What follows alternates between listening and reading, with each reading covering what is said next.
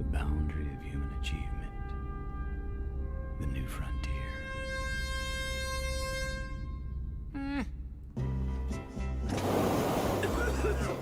It's just a coffin. Yeah, right. And the Earth is flat. In a few moments, you will have an experience which will seem completely real. It can be extremely harmful and result in severe trauma. You have 5 seconds to terminate this tape. 5, 4, 3, 2, 1.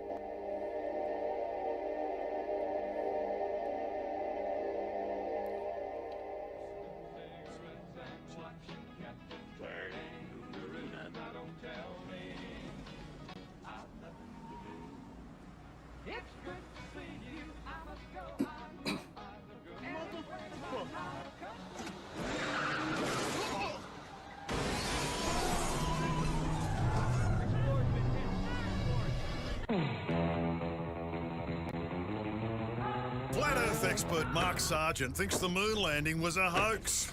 Technically, the moon itself is a hoax. Right, but betting with Sportsbet's new iPhone app? I could do this standing on my head. Thanks, Gravity. Sportsbet's new iPhone app. It's Hold on. foolproof. I know how we're different.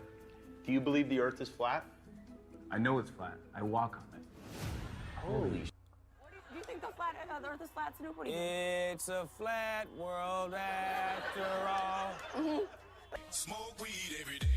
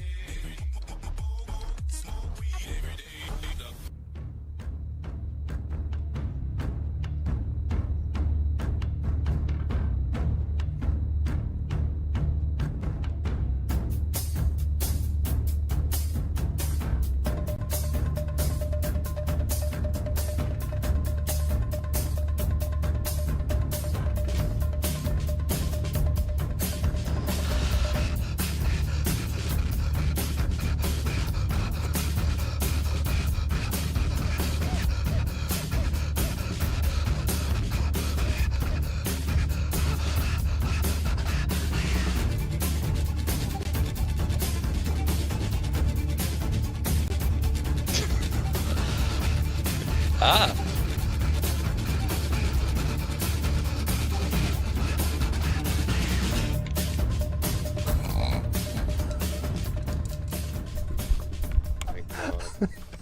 Broadcast. We will fix this. I swear to God, guys. Broadcasting straight to you from a large spaceship currently at war with mainstream science. I'm so sorry, DJ. They're gonna be like one-eyed. There's DJ's eye.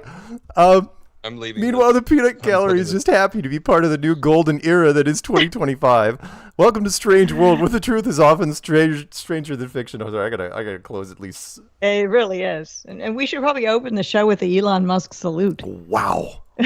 Wow. Oh, yeah, and then he gets huge. Then he gets huge all of a sudden. Okay, you know what? We're just going to fix this before I read anything. That way you guys can look at DJ while I'm stumbling through my monologue. We made him. You didn't see the Well, it's because I tried to stretch you. Oh, good Lord. Here's a tour of my apartment, everyone. Wow. Like it made you absolutely microscopic. And then when it doesn't matter. Okay, now you're back to normal. Now you're back to your beautiful self. Wow. Crazy. Okay. Anyway, that was intense. Welcome to the Strange World, where the truth is often stranger than fiction. As long as the audio is fine. Again, every week it's something. This one, I swear to God, it wasn't my fault. I'm your host, Mark Sargent, the creator of Flat Earth Clues, that proposed that all of us are living inside a Truman Show enclosed structure thousands of miles wide. Just Google Flat Earth Mark if you can't find it. Well, you're just not very good at the internet. Currently, this show is on Tuesday nights at 7 Pacific, 10 Eastern, and yes, Carolina, if it is not January 21st, day after the inauguration, 2025, then you are listening to a rerun. Don't forget, this show can be found on BitChute and Brighteon, Rockfin, Rumble, and Spotify. YouTube is not the end of Flat Earth, it is just the beginning. Quote of the day goes exactly like this song lyric that I fondly remembered. Well, I dreamed there was an island that rose up from the sea, and everybody on the island was somebody from TV. And there was a beautiful view, but nobody could see because everybody on the island was saying, "Look at me." That was from Laurie Anderson Language is a Oh. Virus, 1986. Yes, I remember Big her. fan of hers. If I'm not mistaken, she was married to like Lou Reed. There's a fun couple. She played the violin at one point while standing on a block of ice as it melted. She had a lot of very interesting and unique Very music, and I creative, liked- very avant-garde for the 80s. Yeah. And on top of that, sure. her big hit was Oh Superman, which is just yeah. That's how it Yeah, ends. that is a freak, not an easy song to I'm dance not to sure. at all. It is Everyone needs to look it up and listen to it. Language is a virus, and Oh Superman. but not Yeah, love is a battlefield. That's somebody. that's Pat Benatar. Yeah, that's The but Language is a Virus was really good. Actually, it cracked. I don't think it cracked the top 40, but it was enough that I bought the extended 12-inch vinyl of it and put it on my thing. Anyway, it was good. So that's what that quote's from. And I thought it was very appropriate because during the inauguration, that's what we were looking at. We were looking at social media has now changed the landscape to so much that that's what we were looking at on stage. The stage was a series of different social media accounts and television shows and podcasts, and they were all tied to social media in some way, shape, or form. And it's blowing my mind. It's like the political landscape has now changed forever. And it changed yesterday. Anyway, my co-host in the upper right, the always perfect Patricia Steere. And Burr, it's cold. 3 inches of snow in Houston. That's why I'm wearing a you hat. think you're going to get sympathy from this crowd? No, I know. But for Houston, that's crazy. It's not Minnesota or Wisconsin, you know. It never snows like that here. It's a dusting, if anything at all, and that's even rare. This is 3 inches. There's a little snowman. Well, there was till it melted in my backyard. And now there's ice everywhere. As it's melted. No, Peanut up in the upper left. Above me, upper left is Patricia. Above me is Patricia. What did I say? Did I say upper right? I said upper right, didn't I? Yeah. Oh, I'm sorry. I'm sorry. And everything looks backwards. from us. I have, Okay, I have no sorry. idea where I am. Upper left, Patricia. We're doing real I good. know, so we're far. crushing it Quick tonight. start over. The upper right, I have the always delightful TJ Curious. Thank you. God, the budget on this show. It is. incredible. You can tell where the money goes. It's just it shocks me. I know. Really. Everybody in the sound truck, they're fired. And what you guys also don't see is, for whatever reason, Peanut, who I can watch over here, he's off screen. His frame rate is dropped now to like 20, I don't know, 10 frames a second, maybe. I don't know why. Doesn't make any sense. Whatever. Thank God. Thank God we don't have him on screen. Remember, the best way to find other Flat Earth members like yourself is to get the Flat Earth Sun, Moon, and Zodiac Clock app. It's cheap, it's easy, and you can use it to convert others into the great and powerful Flat Earth Army. So says David Weiss, who is currently in Mexico, where it's not snowing at all. He's still there? Yes, he's still there. Yeah, I got a pic just a couple days ago where he was just lying on a lounge chair. He's like, "Come on down, it'll be fun." Nice. I hate you. Anyway, so sleepy. And because it's 10 p.m. on the East Coast, it's time to say goodnight to one of our listeners, Paige, also in Mexico. She just put on her Huckleberry Finn pajamas, which I'm sure that a lot of people down in her part of Mexico are laughing at her. Got a cup of cocoa with exactly 6 tiny marshmallows and probably tequila. And we'll Mexican hot chocolate until she retires. and we'll probably listen to the playback in the morning. Good night, Paige. Good night, Paige. Good night, Paige. Shout outs. My lips are slightly off as well. That's lovely. All right, I will. And my My corner lips are is not sealed. aligned. I'm So, gonna kill you know, everybody. All right. just stretch out the left. No, All right. I'm working on it. Here, is that better? I won't be able to focus. Okay. Are the you whole good? show. Are you good, honey? Yes. Thank right, you. good. I mean, it's good enough. Patricia, do you have any requests? Can you make it like about 76 degrees in Texas? As your So, cat is howling in the warmer? background. Oh yeah, one of my cats is howling. What's going on? Oh God. Hi. What is that? Screaming. That's my black cat, the female. I have 3, and that's the female. She just gets very excited and then runs and meows at the same time. Oh my God. It's like a Screaming hello, where are you? That's Where are you? hilarious. Shout outs to Flat Earthers, Stephen Carpenter, the Deftones, support the Flat Earth cause and get the coolest hoodies ever. Go to the Strong. Oh, there it is. Strong Family and pick up some merch. Don't forget the Deftones are starting their tour here in less than a month. No, actually, just about a month. And we'll have Stefan on for episode 500, one of the actual Flat Earth rock stars. And they're going to start off in Portland and go up to Seattle and then go all over the place. So, and I'll read off their lineup as the weeks go on. So you guys, if you want to catch him. And I thought it was really great. If you guys watch that little clip in the beginning, he's wearing a Flattoberfest shirt in his shots. Oh, yeah, sweet. So it's like sweet. So happy for Karen. We got a bunch of meetups. Let me rattle through them.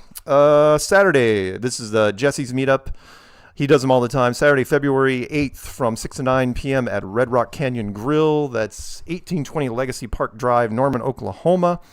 You can drive. It's outside of Oklahoma City by like 20-25 minutes apparently, but I don't know how you drive. Maybe it's faster, maybe it's slower. You can RSVP him by calling Jesse at 781-857-9175 or email him at 300kmileprius@gmail.com. Florida meetup January 26th with Nathan Thompson in person. But a quick reminder for the people that email me, I don't go to the meetups unless my name is in the title. So I appreciate it. It's like, oh, it's so great that you're at a meetup in New York. It's like, no. If it says New York meetup with Mark Sargent or with Nathan Thompson or with DJ Curious or whoever, then they will be there. Otherwise, they're not there. There's just other people. That'll be the day when they fly me out. I'll be like, oh my God, this is crazy. They're fun. I mean, seriously, going to a Flat Earth meetup at whatever restaurant or bar, they're fun. I'm sure it'll happen. I'm sure it'll happen too. Oh, I would love it. It'd be so exciting. Yeah, so if anyone wants I don't know if Patricia's going to be flying out to meetups, but would you? All right. Well, if anyone wants, I have. You know that I've gone to a whole that bunch. is true. That is true. Yeah. But having the meetup fly you out is a little different. Oh yeah, well, that would be based on somebody actually making that offer. There you go. But if anyone wants one of us at your meetupp, I've flown out of my own dime just bunch of times. let me know, and or if you want DJ, I'll run off the thing to DJ. I just want airfare and somewhere to stay. I've even stayed at people's homes, which is kind of fun.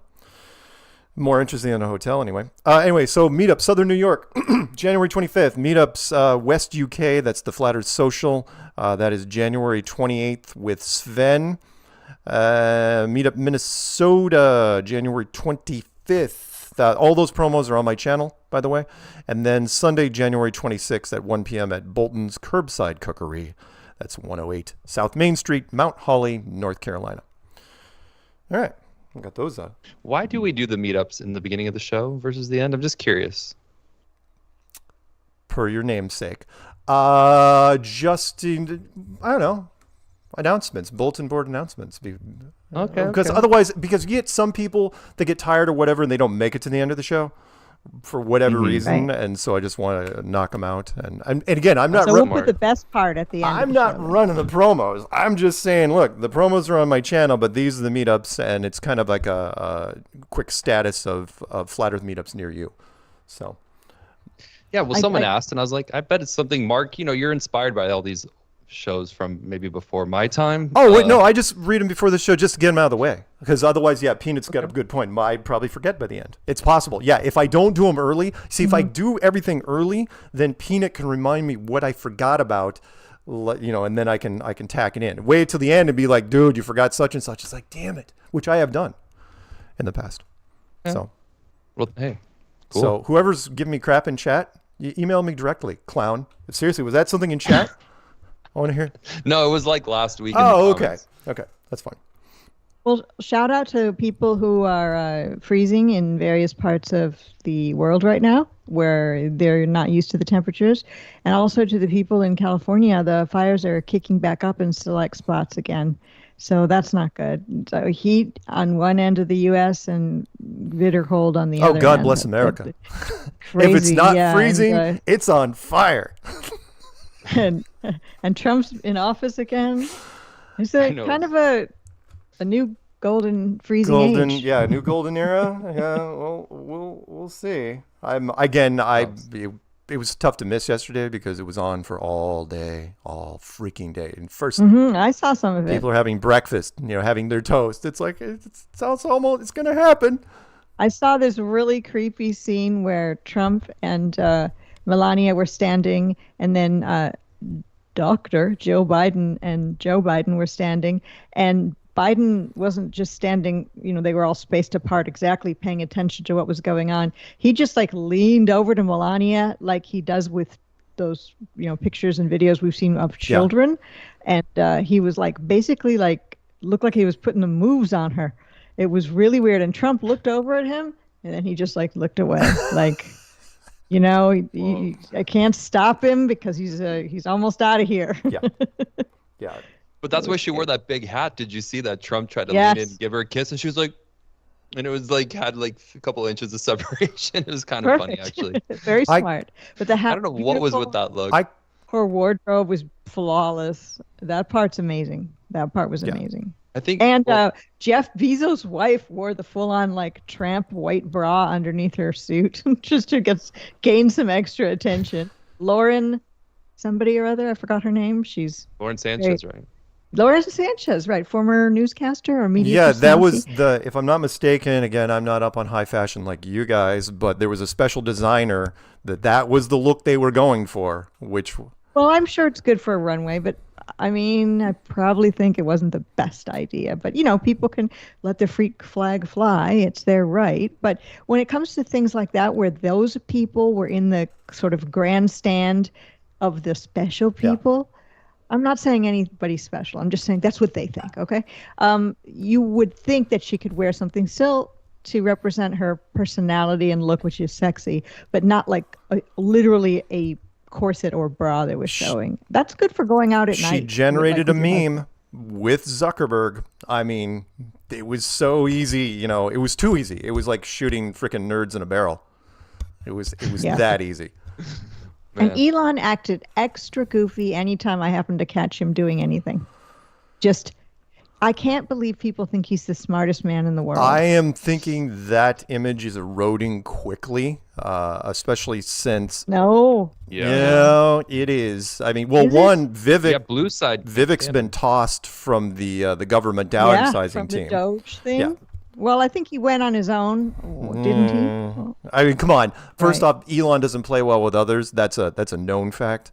And then remember, Vivek was getting in trouble because of the H-1B comments that he made a while ago, which was make sure all the a lot of the workers that are coming in are going to be H-1B. Again, I understand it. It's like he's representing India in a big way. I totally get where he was going with that. But the social media backlash, and I think again Elon was not good. But yeah, sorry, Elon was his own meme. He wasn't even a meme. It's a GIF now. The whole and I get what he was doing, but his stage skills, I'm sorry, are horrible. They're just freaking horrible. It's like, look, if you're gonna do from the heart one of those things, you got to practice that move. Yeah, and you got to remember Adolf Hitler. Yeah, no, people look for it all the time in media. He went full Hitler. Yeah, he was that close. if he had gone up even, I'm not going to do it here, but if he had gone up even a little bit more vertical than he did sideways, it would have been the perfect meme, and people would have thought it was photoshopped. It's like, no, that was video. He's horrible. Man, and did you see the way he was like rolling his eyes and doing all? I swear, he's like short-circuiting or something. He is. He might have implanted a brain chip in himself. Yeah, and it's just he did it himself. It's malfunctioning, and good news for the flat side because we already Peanut and when I were talking before the show, and his bold prediction is that Elon will screw up so many more times because remember, he's under the microscope now. I mean, he was under the microscope to begin with, but he's going to screw up so many times that they're going to toss him off of the government downsizing program on top of Vivek and appoint somebody else, and then it'll go nowhere because government downsizing, that's almost that is a contradiction in terms. So we'll see. I'm hoping for it. And then we of course had Trump mentioning that we're going to go to Mars and plant the flag there. Yeah. I'd like a compilation of every president, and I know someone's made one, and then add this one to it as the most recent, who said we're going to the moon, or we're going to space, or we're going to Mars. That's a great ending, by the way, of it, which is everybody else said the moon. We're committed to going back to the moon. Everybody since Carter Carter and Reagan and Bush and Clinton and the other Bush and Obama, they all said it. And then at the end have Trump say, "Oh, we're going to Mars. It'll be incredible and amazing." And again, we're skipping right past the moon, which again, the Mars program will do nothing. Just so you guys know, again, that's part of my list of things that are never going to happen. No robot servants, no flying cars, no laser guns, no self-driving cars of any consequence, and then the no Mars project. I would have thought there was no such thing as instant weight loss, but then came Ozempic. So that was on the list of never going to happen. Yeah, they're not really talking about it that much right now. I think the side effects are, you've seen the side effects. People's faces look very gaunt, maybe because they lose the weight too fast. And then there's other side effects that involve organs not doing so well. It's unpleasant. But we don't know long term. And again, But it is insulin, technically, which people have been taking for years. So what would be the difference? I'm not going to, for privacy's sake, I'm not going to read that, Peanut. Just so you know. Peanut had a comment about Ozempic in the thing. Anyway, I do have 2 fast Earth clues, which I want to rattle off. Normally there was going to be one. Remember, I was going to do the one for this week was initially going to be the Dunning-Kruger effect, which I did. Because people have asked me on numerous occasions, why does flat Earth get tied to the Dunning-Kruger effect? In fact, it was tied in behind the curve, if I'm not mistaken, by what's her face, pink hair, the girl with the pink hair. And I'm actually glad, like most of the ones I do, I'm glad I looked into it, because the more I looked into it, the more I realized I didn't know. And the Dunning-Kruger effect, which you'll see here in the clip here real fast, it's not even an old concept. It is new. It's barely 25 years old. And it is a childhood insult which was expanded into a published academic paper by PhDs. And the childhood insult is, "You're too dumb to know how dumb you are." I feel like we already had this conversation and I'm having deja vu, and we played this fast Earth clue last week. No, I talked about it last week. Or am I having Vujade where it never happened? But I did talk about it last week, if I'm not mistaken. Okay, got it. Vujade, I never heard of. I know this because after I made it, then I ran the follow up, and I'll run them back to back for you guys. The follow up one was the Elon Asmongold one, which was Elon. As you know, I've done a thing on Elon, and he takes credit for all sorts of crap that he absolutely does not do, or promises to do he's never going to do, like the Mars project that he's tied to. It's like, nope, you're not going. We absolutely know you're not going, because you're not going to the moon either. But when you pile on and go into one of my hobbies, which was gaming, and say that you're one of the top gamers in the world in multiple games, And I know full well from being in that career how long it takes to be a really avid gamer. You have to give up so much stuff. You don't have a life if you're a gamer. Let's put it this way. You don't go out with friends. You're eating Hot Pockets in a dark room. You don't go outside. You just play. That's all you do. But isn't that what they want to do? Yeah. Oh, no, I'm not saying, no, trust me. It's fun. No, they're like, what's the problem? I lost. That's my brother's dream I life. I lost several summers in my 20s when I was gaming in Colorado. Summers, like because the office had a T1 line, like one of the first offices in the area that had a really, really high fast line, and I could come in because I was head of tech support, and I could just play games all day, while my girlfriend was going to grad school, and that's all you did. So when Elon came out, it's, oh yeah, I'm on top of doing all these other things. I found time to be the greatest gamer in the world. It's like, my ass, you did. And all the gamers are like, you prove it. You go on a live stream and start doing this. And they watched my live stream and they're going, nope, not buying it. And so wow. Sorry, I know it's more than the 60 seconds thing, but I got to get this out there. So Asmongold, the greatest gaming commentary channel in the world, he says, nah, no way. Fraud. Absolute freaking fraud. And not only did Elon dox his moderators, which just blows my mind. It's like, really, you petty bitch. But then he started messing with his X account, taking off the validated and putting it back on, and the blue check marks. He removed them, like, oh my God. Yeah, changing his status, right? And it's like, what the hell are you doing, man?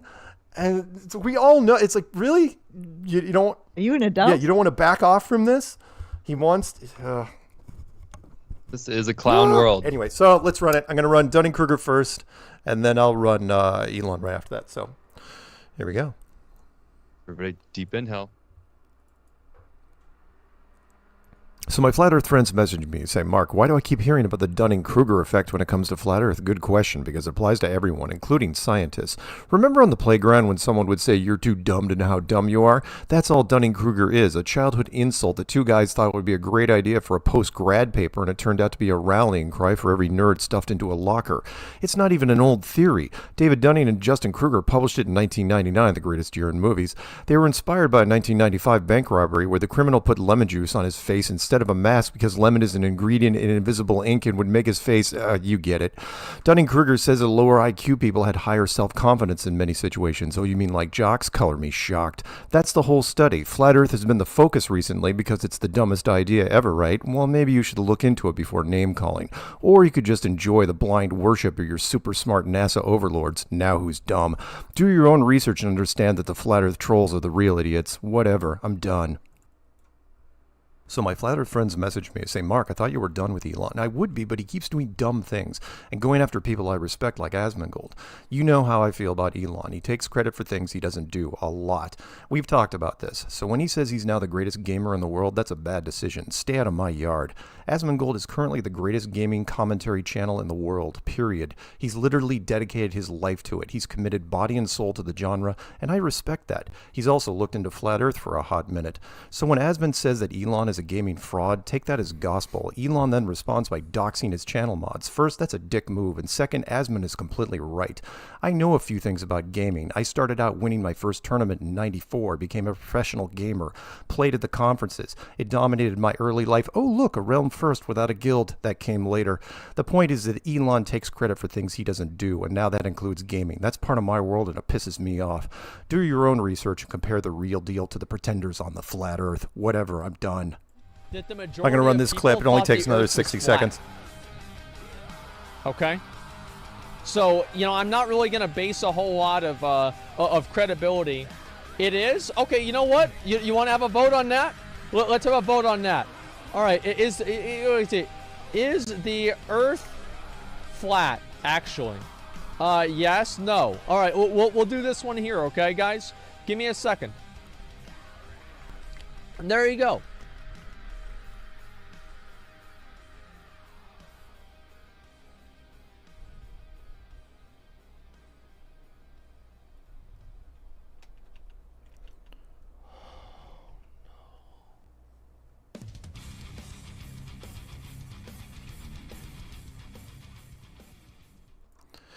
So I wanted to point out in that little clip where Asmon was doing the votes in real time that in less than 30 seconds he had, I think, 2,400 votes, and at no point was Flat Earth losing.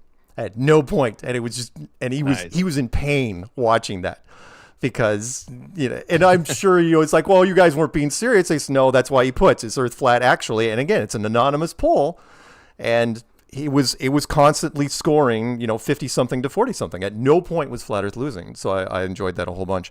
The other thing I want to mention, which I completely disagree, and this is for you nerds out there, the Dunning-Kruger effect is a bunch of crap. Because you are, again, it is Revenge of the Nerds 100%, which is, you guys watched it, the stuff, which is, you're basically, the theme is this. If you're too confident, you're probably dumb. And Patricia and I didn't talk about this before the show, but I want to point this out. Ready, Patricia? What is one of the main qualities that women like in men? Well, tall. Okay, personality-wise. Intelligent and funny. And confident. Oh, confident. Yeah, sorry. No, it's all right. But I didn't say it. But those are the ones. I'm not saying that that's what I like, but generally, if women were given a poll, it would be, money. Tall, funny, money and funny, confidence. Confidence goes a long way. Good sense of humor is what they always say. Especially when you're young. And I'm sorry, you're picking. This is an old argument. That is, the nerds are picking on the jocks. which is like the jocks are always confident, or the bad boys. The bad boys are even more confident than the jocks most of the time. And it's like, okay, so the bad boy, that guy over there that fixed his own motorcycle, that built his own car, in metal shop, is he dumb? Is he dumb as rocks? Intelligence is relative, and I try to point this out to as many people. It's like, yeah, I mean, like I could sit with some of the anti-flat earthers, and we could go to an auto convention, right? Where they're specializing in diesel truck mechanics, right? How to fix things. We would be the dumbest people in that room, because we know nothing about how to fix a big block engine, a big block diesel engine. And yet, that goes anywhere you want. So when the nerds come out and say, if you're too confident, you're dumb, and this actually gets published and gets massive traction, and nerds use it all the time when any chance they can. Oh, Dunning-Kruger effect. Most people don't even know what the hell they're talking about. Sorry, one more thing, which I got to mention, which was the fact that what they base it off. Remember, this was a 1999 paper based on a 1995 robbery where the guy, oh my God, granted, it wasn't great what he did, which was he had heard that lemon juice is part of invisible ink. Yes. So what he did was, drunk at home, you know how this goes, right? Rednecks, hold my beer, watch this. He puts lemon juice on his face and then takes a picture of himself with a Polaroid, and it comes out all blurry. And he's going, holy crap, it works. So he's like, you know what? I'm going to rob a bank without a mask. So he puts lemon juice on his face, goes into the bank. The cameras pick him up. The cameras weren't even great in 95, and they still picked him up. And the worst part was when he got to the police station, it's like, why didn't you wear a mask? And then he tells the story, and it becomes early internet urban legend, basically. And that's where the Dunning-Kruger effect came from. That is literally the whole concept of the Dunning-Kruger effect, which is... I think people think I suffer from this Dunning-Kruger effect. I'm setting myself for jokes, insert here, but when you get the flat side, it's like, I think most people think that's what you are suffering from. They don't even know that there's a term for it, but they're like, it's got to be that. So I don't want to drag this out because we're about ready for our guest, but I want to make this point, which is what they're saying is that confident people make uneducated decisions that backfire on them. And you could plot a graph on it, which is if they're really confident, they make even worse decisions. I'm going that's not entirely true. And because the academics don't do this? Yes, sorry, gotta get back to it. Academics are notoriously lacking in confidence. All the time. That's why they're stuffed into lockers, which is why I put 2 slides about a nerd getting stuffed into a locker. No offense, DJ, if you were stuffed into a locker in school. No, just in a trash can. Were you? Oh, I'm sorry. Yes. I'm sorry. Yes, I was. Bad. But it was for the yearbook, so maybe. Oh, okay, that's fine. That's fine. You were okay. Hey, but you played video. What was your video game of choice while we're on it? Which one? Quick? Back in the day or now? Yeah, like what was your best one besides Pac-Man? Oh, well, okay, that was in the 80s. Yeah. Then I played computer pinball. That's when I won my first tournament, and then in the 90s I was playing anything because there wasn't that much out there. That's when I was actually doing it for a living. And then I got into World of Warcraft in 2004 and played it for 16 years. So that was a long time. Not solid. I wasn't a basement dweller, to where I came out. I was doing my thing for 16 years, but that was and then Fallout 3 and then, little side games. But gaming's been part of my life always, because I was a tech guy, so I didn't have an Atari. I had a ColecoVision. I skipped normal Nintendo, went to Super Nintendo, all that stuff. So yeah, it's always been there. And when I'm listening to podcasts, for example, I can't just listen to a podcast. I'll go insane. So I will have a podcast on this screen over here, and I'll be playing something, usually something quick, like Diablo 2 Resurrected or something like that. Oh, just a little Diablo 2 for just to kill the time. No, because I can sleepwalk my way through it. I'd be like, okay, but it's something I need something for my hands and my eyes to do while I'm listening to a podcast. I never played those like first-person shooter games. I never played WoW because my brothers made me, because he would like create characters and do really well and sell them. And then he like begged me to play, and I created a character. And then he showed me that the character could dance, so I started to just make it dance, and I created a music video. And he came back an hour later. He's like, "How far have you gone to the game?" And I was like, "Literally, I've picked out their outfit, picked who I wanted to be, and they're just doing a strip tease." And he was like, "Okay, forget it." And I'm like, "Yeah, I can't play this." But Mario Kart was my game of choice. So just a little. All right, two things. I want to bring in Run Boston Bear in just a second. I know. I got to get the story out, because you're going to start me on the gaming thing. I got to get the story out. So one, Mario Kart was one of the few games that actually gave me motion sickness. I don't do well when it comes to, like, I can't watch realistic roller coaster things, and I can't do amusement parks. What about Blair Witch Project? I made the mistake. Yeah, I was in the second row when I saw Blair Witch, and I almost left the theater. It was that bad. I mean, shaky cam should not be in cinema. It just shouldn't. Yeah, flight sims. Peanut says flight sims I would suck at. I would absolutely suck at flight simulators. But I want to mention really fast, this funny little story. I was good enough that I was actually, I remember back in the early 2000s, I had so much Warcraft gold that, because I was good at making money in the game, gold in the game. And I was like, what the hell do I do with it? So I was in Colorado. I was talking to my mom on the phone. She goes, "You should sell it."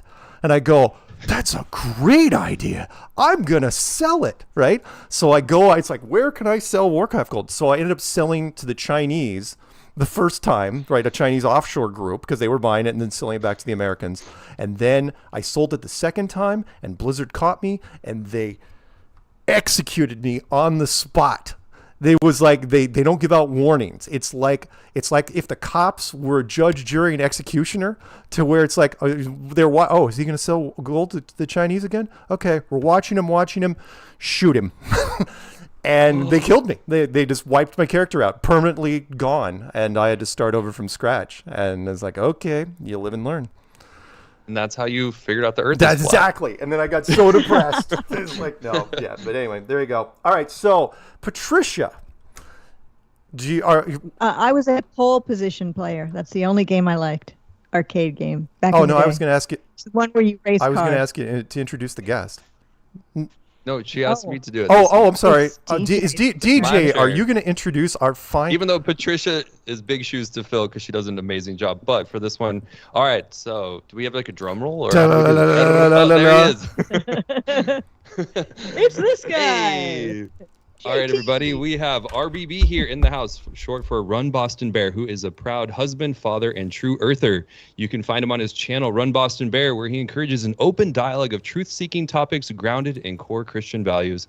His channel is a place where people can share a variety of ideas, knowledge, and beliefs without judgment. Find him going live for open discussion, posting interesting clips, and breaking the latest Flat Earth news. Find him on Clubhouse, Discord, or X for Flat Earth Fridays. JT, welcome, Run Boston Bear. Hey, DJ Curious, Mark, Patricia, and Peanut.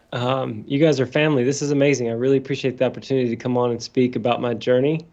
And the timing of it's funny, because I was telling my wife, and actually I've repeated for years. I'm like, I've been a flat earther for like 2.5 years. And I've just said, I've been a flat earther for like 2.5 years. So many times I actually looked up on my old text. Like I scrolled back to how I even heard about flat earth, which I'll tell that story in a second. And I said, you got to be kidding. January 23rd, 2022. So we are 2 days away from 3 years. Wow. First hearing about it. And I'll go ahead and tell that part if you want. Yeah, I was going to say, welcome. How did you find out about it? Yeah, so this is going to be a mixed talk of like my own personal I had another awakening. I woke up to a better path and a better way with Jesus. 15 years ago, I surrendered to the Messiah finally after I realized like I made a terrible God. So I'll probably touch on that some tonight. But I was 9 years into marriage. Happily married. I already had 3 kids. Didn't need flat earth. I wasn't like lonely looking for some kind of niche thing to like get consumed with. So many people think, oh, flat earthers, they're just, put in whatever, cut down you want. No, I was joyful, peaceful. I didn't need any of that. But my friend, a friend from high school, we used to race BMX bikes. We used to ride BMX bikes everywhere. I'm an 80s baby. I'm 44 years old, actually. And riding bikes and riding scooters across the whole town even in the middle of the night, we used to sneak out and just ride bikes everywhere. So anyway, this guy, he's a regenerative farmer, and he started in on the truth-seeking journey before me. And I had sent a message of like it was a Instagram picture of like the sun like this big, and then the Earth like tiny, the sun this big, and a black hole way bigger. Just it was kind of a picture to show the grandeur of the universe.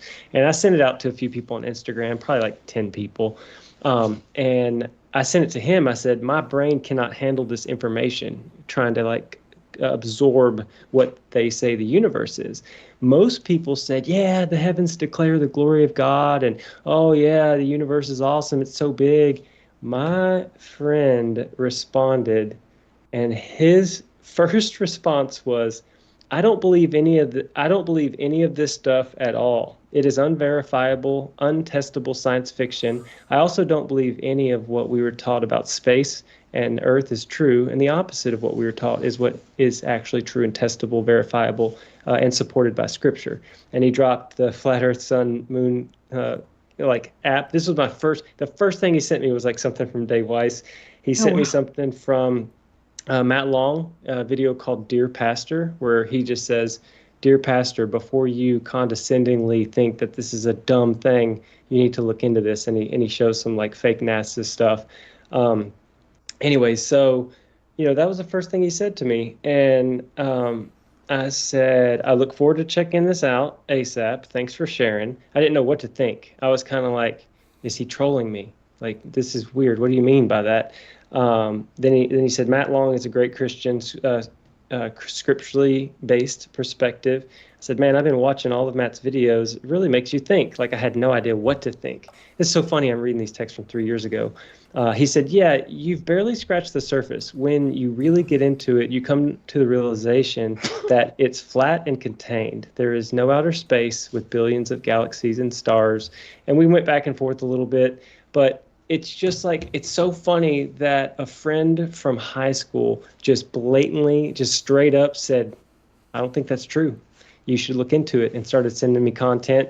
I found Matt Long and Eric Dubé and rolled through it. And I mean, Flat Earth Clues at the time came up. I was able to find it and wits it in debates and modern day debates. Started watching that. Mind Shock, Bruce McGuire, Kingdom in Context, Hanging on His Words, West Blaze Music, Founded Earth Brothers. Kind of rolling through some, what I would call legends, because my wife knows me, and if she's like, hey, go on Amazon or whatever, find a product, I need to know if it's good, and I'm like the guy to check a product out, look at the reviews, look at these reviews, I like scour to make sure I'm going to get a good product. That's kind of the way I treated Flat Earth. I was like, what did this guy even tell me? This doesn't make any sense to me. But as I started running across these content creators, I was like, well, these people aren't fools. I mean, they're obviously looking into something that seems legit, even though I had not digested the information. Because I went through this period, probably like 4 or 5 months, where I would research and watch these videos and kind of pray about it and go, this just seems weird. Why would they lie? The first thing, why would they lie? Who's lying and all that?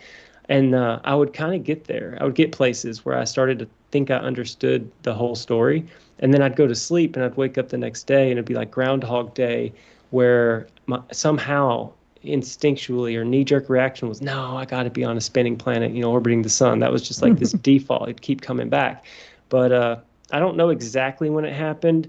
I think probably when I realized that when I have coffee on my back porch, and the next day I have coffee on my back porch again, me thinking, have I moved 1.8 or 1.9 million miles through space? And I just meditated on that. It's like, are we moving that far per 24-hour period? And I was like, no, we're not. The Earth is moving when there's landslides and earthquakes because it's obvious. And, I woke up pretty quick. But my wife of 9 years, when I let her know I was researching this stuff, looking into this stuff, her first question to me was, what are you doing? Like, her question was, why are you being so countercultural? And she wasn't mad. She just really wanted to know why I was being so countercultural, because she went to college, got a degree in biology, went on to med school, she was in the reserves to go directly into the Air Force when she graduated. She's a family med, sports medicine doctor now. And I'm raising our 3 kids, about to be 4. She's about to deliver in 4 weeks or 5 weeks. We're going to have our 4th kid. So pretty amazing. But, how I got the information to her at first, it's kind of funny. I panicked and I was like, I think everything's a deception, and the earth is flat and there weren't dinosaurs and there are no nukes. And like I was explaining all this stuff like really crazy. And it was like she was working 80 hours a week as a professional, and she did not have any time to watch the videos I was watching. And she was uncomfortable. And I didn't realize this at first. I was uncomfortable too. I was scared. I didn't know what it meant. I didn't know how to digest this. And I wanted my best friend to help me look at this stuff because she's a believer as well. And, you look into biblical cosmology and you look at the firmament and what it actually means in Hebrew. And there's a lot scripturally to be said about creation.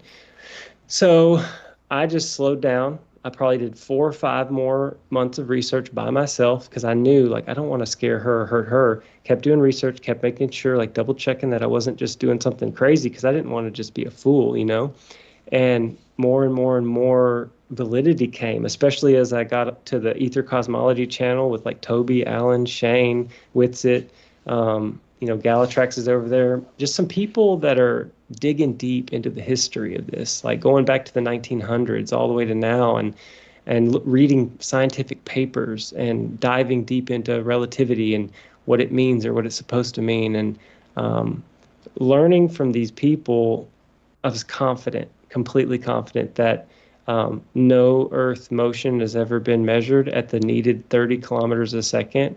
That's what it's supposed to be doing if it's going around the sun, once per year. And no curvature has been found. Everything's kind of optical. Everything's just crazy how the optics work in our realm. And that's how they created the globe, in my opinion. How we see the sky. The sky is one piece of the puzzle. And this is what's wild. You got the concave earthers, you got the flat earthers, and you got the globe earthers. The sky and the optics and how they move, you can mathematically, kinematically and dynamically, you can mathematically prove, quote unquote, whatever it is you want to believe about the shape of the ground with math. But only one of them is right.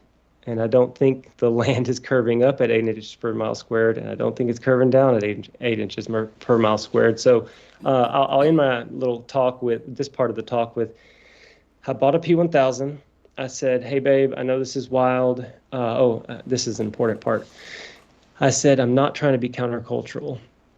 I'm not trying to be weird or conspiracy theorist. I want to know what the truth is. I think the truth is valuable. I think seeking the truth in all things is good. I mean, we know that from Scripture and from, trying to walk the path that Jesus has for us. I say Yeshua sometimes. I said, I want to know what the Creator made. I really do. If it's not a ball spinning in space, because I started learning about the heliocentric model and that it's not even 500 years old, and Copernicus and how it all got passed down through the Catholic Church. I said, if he made something different than a spinning ball in space, I just want to know, especially for our kids. And she said, okay, yeah, keep researching. Got the P1000, started looking at the stars, and they definitely look different than what, they tell us. And even the wandering stars look pretty amazing through P1000. And we met people like Joe Hanvey. I'm good friends with Joe Hanvey, and started looking into his work, his YouTube, his Facebook. He's in the chat, so hello, Joe. Oh, hey, Joe. Thanks for coming. Joe. Got a lot of people showing up. But long story short, my very, very educated military doctor wife, that's just stand up straight, stay in the line, don't do that or you're going to get in trouble. She's adopted flat Earth. She understands this place to be a stationary topographical plane that's enclosed. It's just logically where a person will be led if they can set aside the fear of being a fool or the fear of being wrong. And yeah, I'm happy. I mean, I'm peaceful. I'm more joyful. I'm more content. It's not that I needed flat Earth to give me anything or make me a happier person, but I think truth has a resonance and a frequency. I think when you start tapping into what is true, good, and beautiful with your peers or with your family and friends, you're moving in a better direction. And so we live in a world that's totally inverted, and everything is twisted in a weird way. I think everybody knows so much of what's going on out there is just twisted up. But then when you say, hey, you know what? I'm not just going to buy that. whatever you just show me on the black screen or the black TV, you know, the mirror, the black mirror, I'm not just going to take that. I'm going to look into it a little bit. And so now we're like distilling our water. It's clean, adding minerals to it. We're eating way cleaner. We're grounding.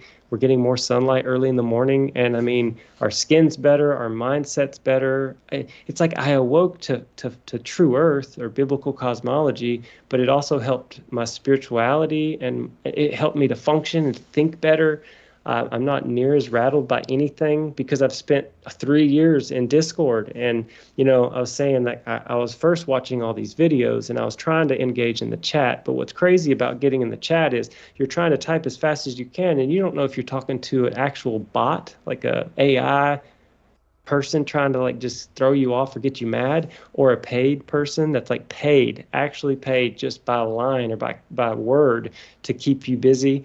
And so I eventually just merged away from that whole thing, and I went more with, you know, Discord, where you can use your voice, Flat Earth Fridays, Clubhouse, and you know, I find it when you have a person that will actually speak with their voice, they're not gonna attack you near as bad. Now they still will, but it's been a wild journey. I mean, if you have questions, I missed a lot. I just told y'all like in a nutshell, you know, three years ago. But yeah, any questions about my past? I love the story, and I love how your wife stuck it out and stayed with you and believed in you and told you to go ahead and do that, where a lot of wives or husbands, if it were a different situation, would have maybe even divorced. I've seen it. Or called their spouse crazy, or said you need to go to therapy, or demanded you stop researching. So congratulations on marrying the right woman. Well, I mean, that's a whole nother story. I mean, we would need like 8 hours for me to tell all the story, because like my wife and I, we courted for 1.5 years, and we didn't even kiss until we were on the altar. Like, because my past, like before I gave my life to the Messiah, I did a bunch of drugs, I partied, I chased women, I sought after the pleasures of the flesh. And it wasn't like I was just some crazy person out there. I was just a man that didn't know who I was or how I fit into the world. So I let the world define for me what I was supposed to be doing, which that's chasing girls, trying to collect cash, playing on the mountain, like mountain biking, snowboarding. And just like I was an adrenaline junkie that just didn't know what to do with my energy, and the world will tell you what to do with it. And it's not anything that's going to bring glory to the Creator.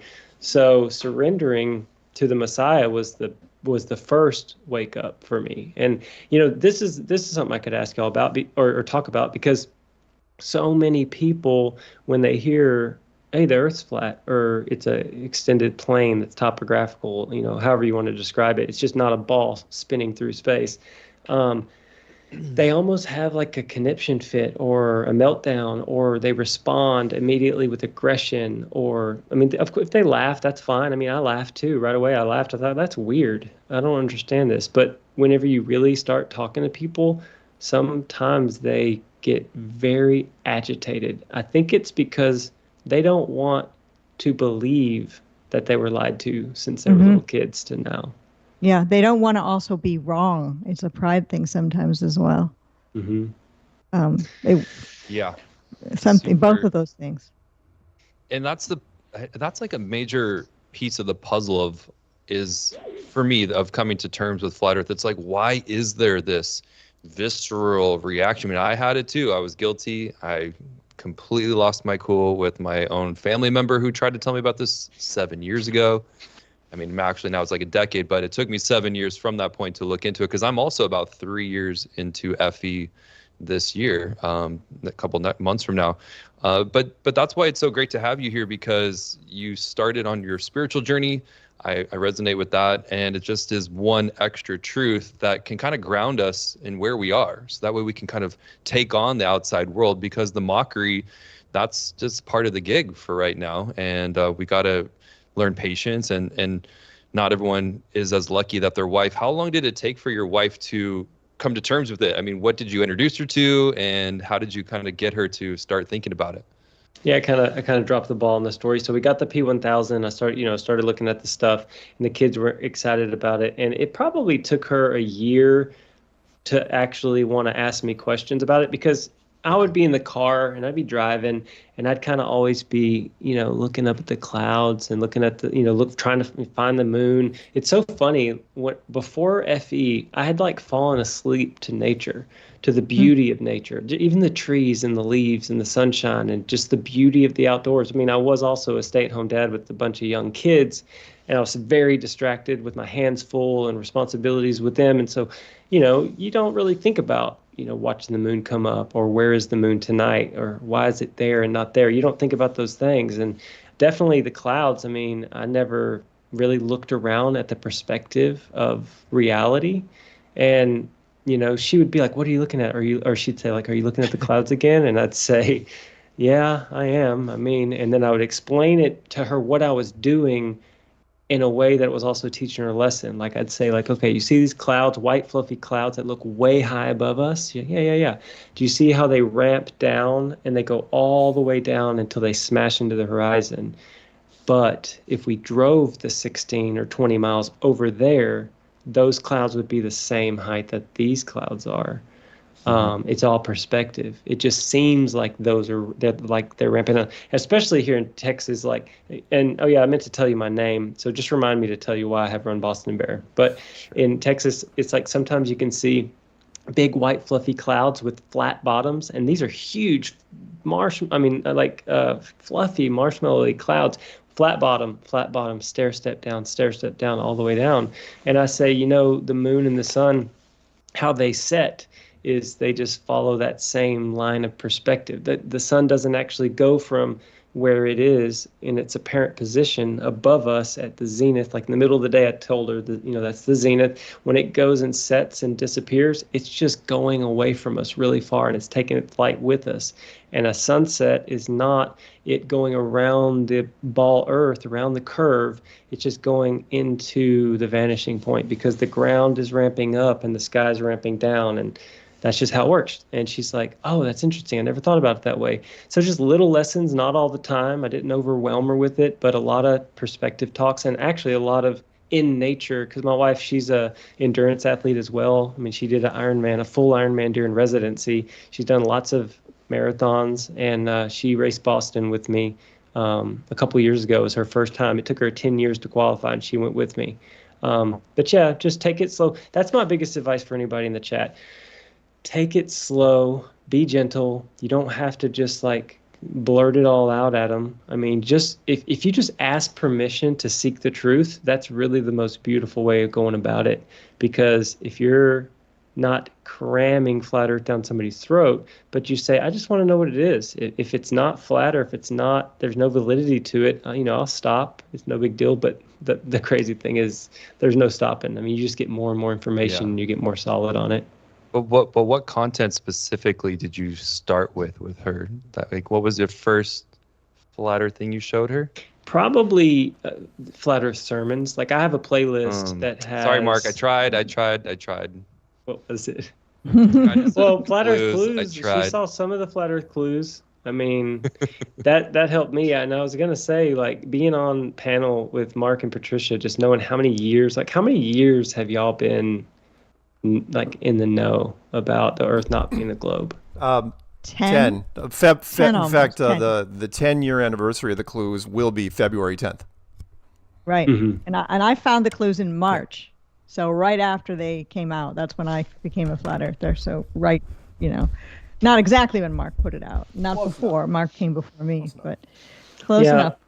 So, I mean, that's not that long, though, because in the scheme of things, there's been people in the past in ancient civilizations who were flat earthers, generations upon generations.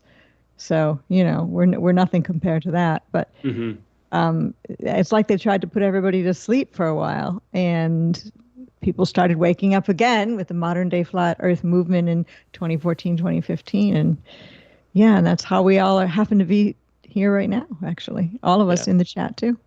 Yep. And, to be honest, the clues were great for me. She's hardly watched anything. She's still working massive hours. And for me to say, here, sit down and watch even a 30 or 40 minute video, she's got tons of stuff. So really it's just been word of mouth. It's just been her trust in me and the research that I've done. But yeah, I'd love for her to go all the way through them.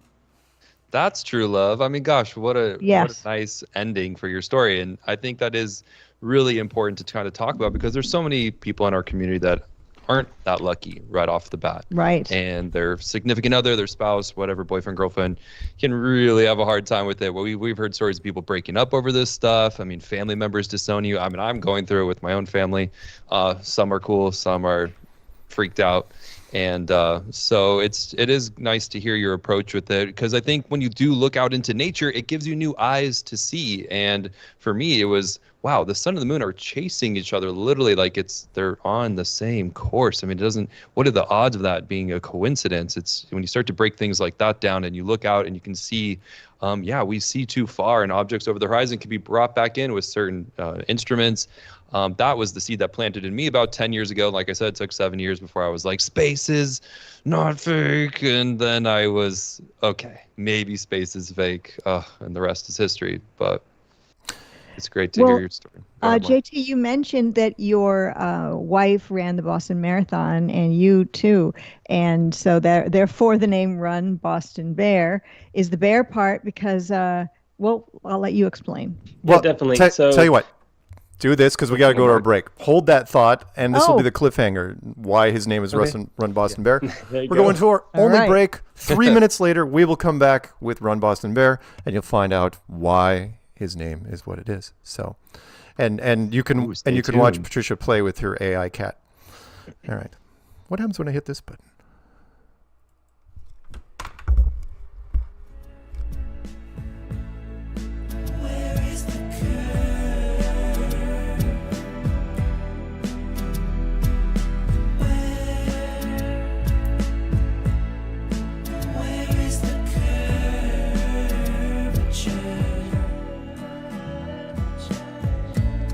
Introducing the Flat Earth Sun, Moon, and Zodiac Clock App Meetup Maker.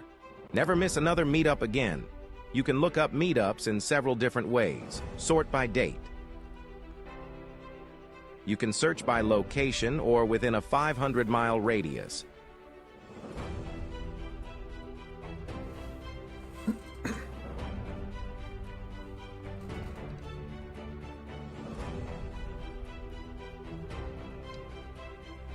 To create and list your own meetup, enter the date. Give the meetup a name, a location name. Doing great, RB.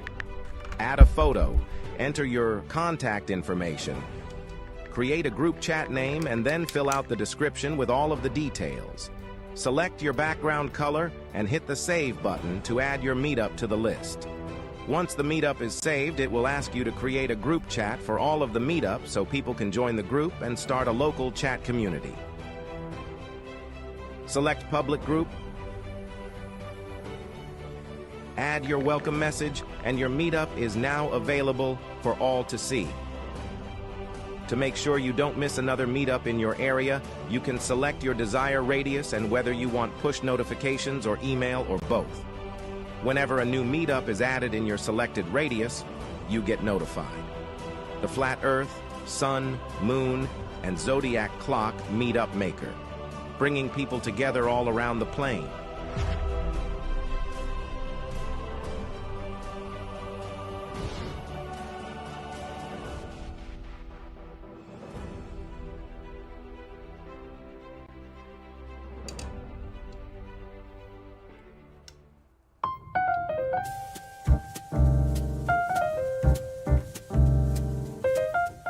Join me, Karen B, every Moon Day at 9:30 a.m. for Coffee Talk on YouTube, Rumble, and Rockfin. You never know what you'll learn about in the coffee shop. Open topic and open phones, y'all. And also for meetups, local meetups. If you want to have your meetup listed on flatearthfestivals.com for free, please email flatearthfestivals@protonmail.com.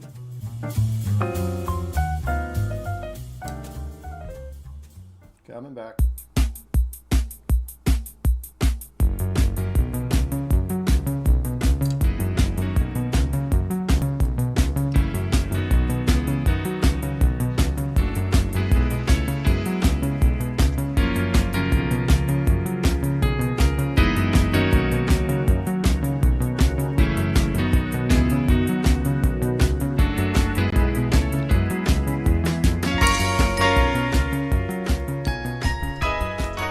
There's no music. Welcome back to Strange World Part 2 of 2.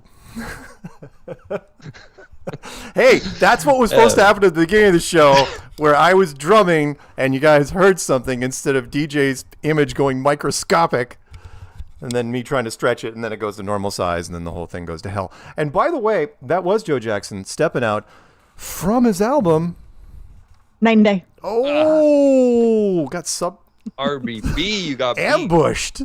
Oh, You didn't even have a chance. She's like a I ninja. didn't know. Okay, Girl, let's do you're it like again. you're dressed as the burglar. You stole Yeah, that ooh, one. yeah. I stole it. What was that? Was that line that some concert guys had? Put your hands in the air, because this is a robbery. Well, we had a guest who finally might have been able to do it. But. Yeah, sorry, Patricia. And by the way, DJ asked before the show. He says, "Why do we do the meetups and announcements beforehand?" You know why? Because as we went to break, I'm looking down. It's like, oh, I got mail and I forgot to show it. So if I don't show it at the beginning of the show, things like this happen, and I would have forgotten. So real quick, Christian Sanchez, as you guys know, friend of the show from Vegas, he sent me. If you send me flat Earth stuff, I will show it on the show. And again, my mailing address is in the description box of every single video I make. 2125 Myres Lane, Langley Wa, not Langley Va, which sounds vaguely dirty. 98260, and that's up in the north of Seattle. So he sent me a couple things. First was a couple metal wall pieces. This one is the standard Gleason's map. There you go. And this is made out of metal. Cool. So I'm going to be putting that with refrigerator magnets on my refrigerator. I'm just going to open up his own gift shop. I know. I've got so much. You guys can't see it. I got a lot. There's a lot of flat Earth stuff, including 3 Chris Pontius originals. Here's another one. I don't know where he got this one. I don't know where he ordered it from, but there's a flat Earth little domey thing with sun and moon. It's kind of a painted picture. I don't know who painted it, but it's kind of cool. Could be AI for all I know. I got night and day, you should 2 say. flat Earth shirts. One is the Path of the Sun over flat Earth. Dun, dun, dun. Ooh, that's cool. That's kind of fun. Always preferred in black XL if you guys want to get me shirts. And I will wear it. That's what she said. Oh, man. Wow. Okay, and Rico, that's how it's done. There you right go. there, Rico. Rim shot. And of course, the Earth is flat. How else would it stay on the turtle? And that is, the ancient cosmology, flat Earth on the back of an elephant, which is on the back of a turtle. So, kind of fun. You guys could see that, hopefully. Yeah. And last but not least, and this is a first for me. As you guys know, I do get wall art, and I do get this, but first time ever in 10 years, I got a flat Earth pillow. How's this for fun? Oh, wait, it's upside down. I got a flat Earth. Yeah, I was like, what is that? It's a flat Earth pillow. Jeez, way better. Look at that. So, yeah, but it is kind of Asgardian with the... Wait, flip it upside down again. I guess wow, you're right. That was you're right. Weird. Upside down, it does kind of look like Asgard with a big mountain in the center. Yeah, I'm like, ooh, that's cool. Or Mount Meru. Or Mount Meru. So yeah, that's kind of cool. So again, that is 10 years, never gotten a flat Earth pillow before. Now I've actually got one, and it's nice, kind of soft. Looks cozy. That looks it's very soft. Cool. So I'm not going to let anybody touch it. All right. So there you go, Christians. I would say that's what she said, but I've already exhausted that joke. You already won, girl. Wow. Sorry. Really? Just joking. Playing around. That's what she said. It's the beanie's making you very thug. I know. Tonight. Yeah, I am. She's doing that whole smooth criminal thing with her AI cat. Anyway, back to our guest. Where were we? Oh, we were talking about our guest, Run Boston Bear, JT, and how he and his wife do marathons, and they were at the Boston Marathon. Mm-hmm. And then I was wondering if RBB, Run Boston Bear, has a lot to do with the Bears or Boston and running. Yep, yeah. All of the above. So when I had my friend tell me, what he did, I read it to you earlier. He also said, you should check out Owen Benjamin, like his awakening. It's really awesome. It's epic. And I was like checking it out. I was like, oh my gosh, he really went through it, like through the ringer publicly.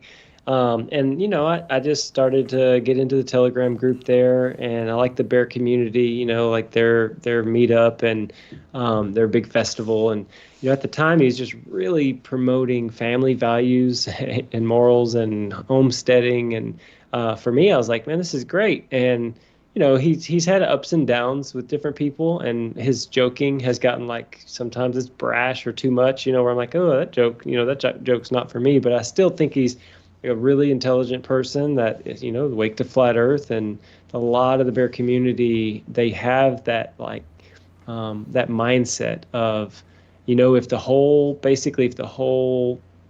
matrix that we call normal life fails, they have the idea of like, well, you need to know people within the vicinity that you can help out. They can help you, you can help them. Kind of the whole Beartaria mindset. So the Run Boston, everybody thinks a lot of people think I'm from Boston. It's because I've run the Boston Marathon 12 years in a row. The bombing year was my first year in 2013, and I've gone back every single year. So this coming up April is going to be 13. Actually, if you look right here, this is my medal stack, my wife's medal stack, and all my Bostons, and then of course Crepuscular Race. And you were there for the infamous Boston bombing. You gotta be careful. Yeah, I heard him going. Talking about just. Yeah. Okay. So we'll just keep that. I mean, I was at the race, heard the stuff, and was like, whoa, that's weird. Oh, wow. Yeah. And so that's how you got to run Boston, because I love the race. I'm going to go back every single year that I possibly can for as many years as possible. And then just added the bear name at the end. That's, you know, the name I kept. And here, the wild thing is I never anticipated putting my face out there on the internet or having a channel or being vocal. But, you know, Dave Weiss in the chat one day was like, I think RBB should be mayor of FE because I'm everywhere. I'm always in all the chats and donating to people and helping. And then that kind of caught steam, and Witsit voted me in mayor of FE. And, you know, it's like a joke in like that group. But then on Flat Earth Fridays, it's usually hundreds of people listening for 15 hours plus. With all the elections and stuff, they voted me president of Flat Earth, and I've been that for a while. I mean, you don't have to think that's true. It's funny. A lot of people are like, what up, Prez?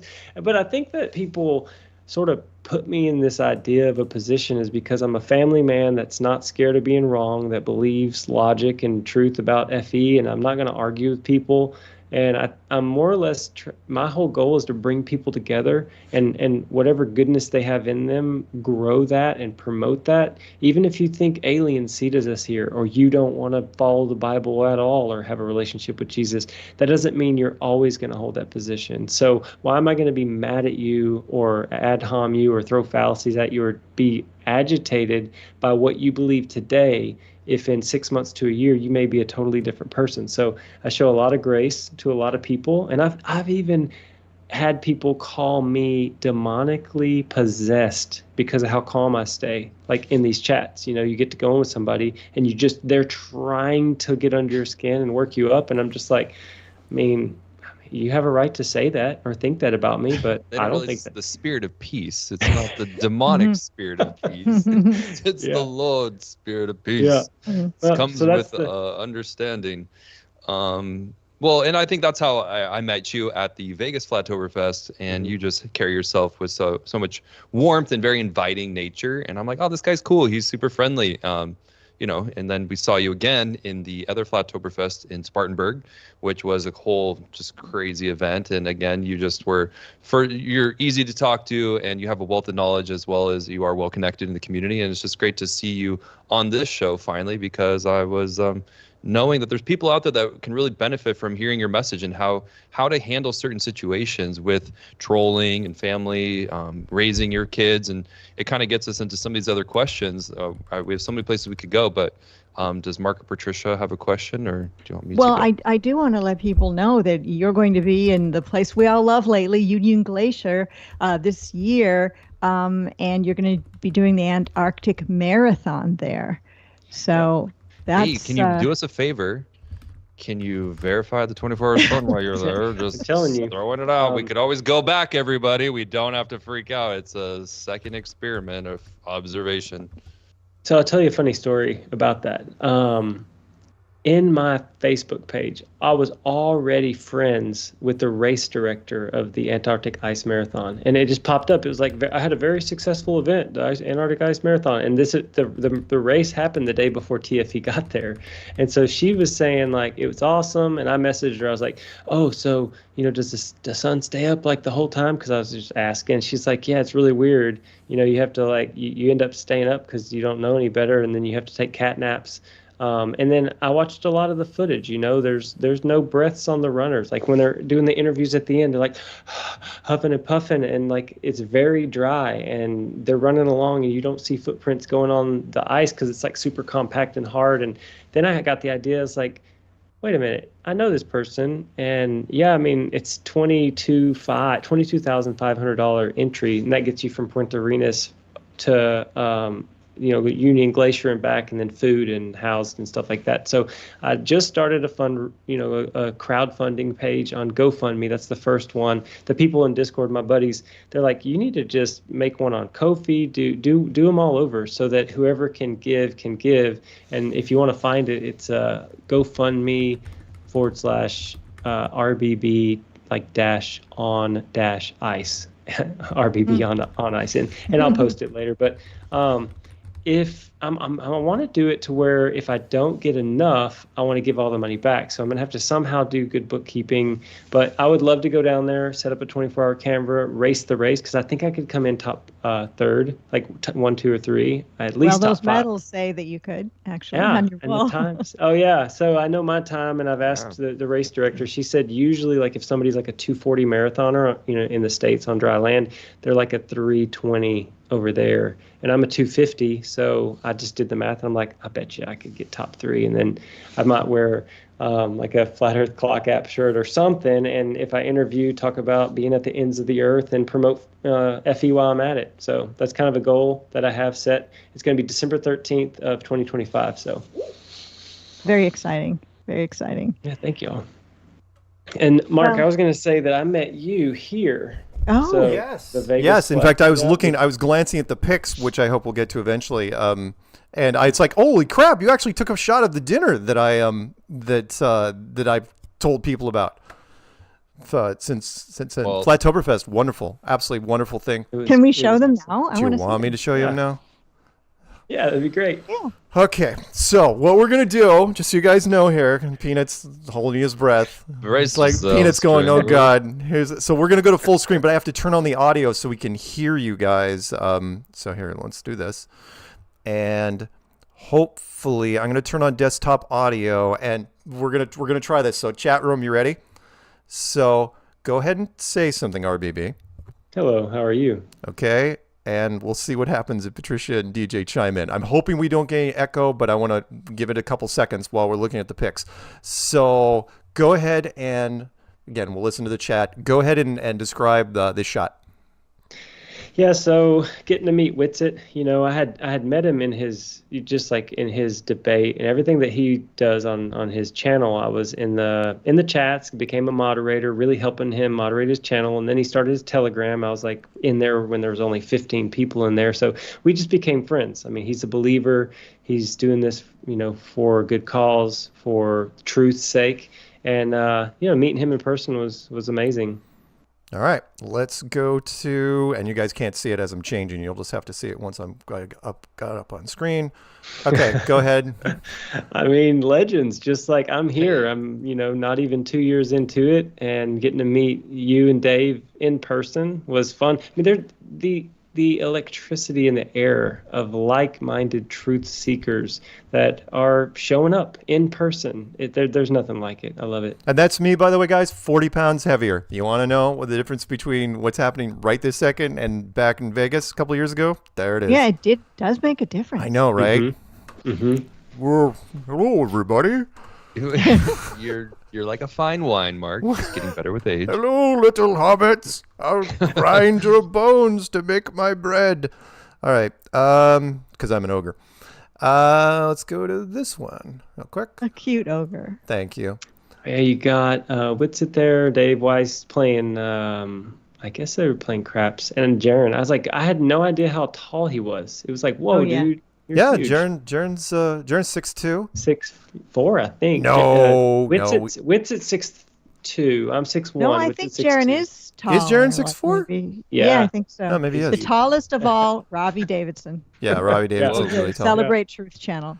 Right. Yeah, most of the speakers from the community over the years have been pretty tall.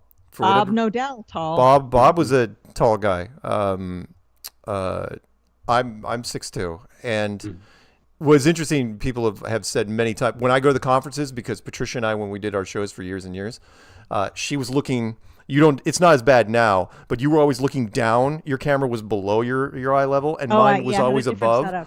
And so Patricia would always be looking down at me and like, "Hey, Mark, I'm like, hey, Patricia," like a good princess should. Exactly. And so when people met me at the conference, like, "Oh my God, I thought you were like 5'4". It's like, no, it's just the camera angles. So I guess that's good. Higher expectations. I know the viewers don't know that I'm only 5'4". You lie. You're right. You're right. You're tall, DJ, and we spoke of him before. Big Bear, he's 6'6", so just a ton of flat Earth and flat Earth adjacent people that are tall. You grow more when there's less gravity. You know. I need to tell you, the shirt I'm wearing, he bought me. I was like, I didn't have my wallet, and I was like, oh, I got to run back to my room or whatever to get my money. He's like, oh no, brother, I got you. And so he bought me this shirt. It's such a nice guy. Nice. Yeah, my first flat Earth event. My first flat Earth shirt, and he's like, no, I got you. It's really cool. You know who walked away from the conference without getting a shirt? Me. That's who. Because they were, by the time I was done, remember, because I wasn't supposed to MC, and then, Rick couldn't do it, so I had to come in and MC. By the time I got off stage, all the XLs were gone. And it's like, are you serious? And so Karen had to mail me one, and I haven't worn it because, I just keep them, unworn. Let's take another. And the dinner table, that was like an epic crew. I know. Hang on. I'm getting to it. You're saving it? I'm saving it. We need another conference badly. We're working on it. I'm working on it. Karen was flying her drone indoors, and I was like, hey, take a picture with me. She's just focused. Karen B flying the drone next to the speakers. That would be the second day of the conference. Last event, or the last thing that was up on stage. I love her face there. She's like, don't screw this up. Don't detonate it too soon. Let's go to.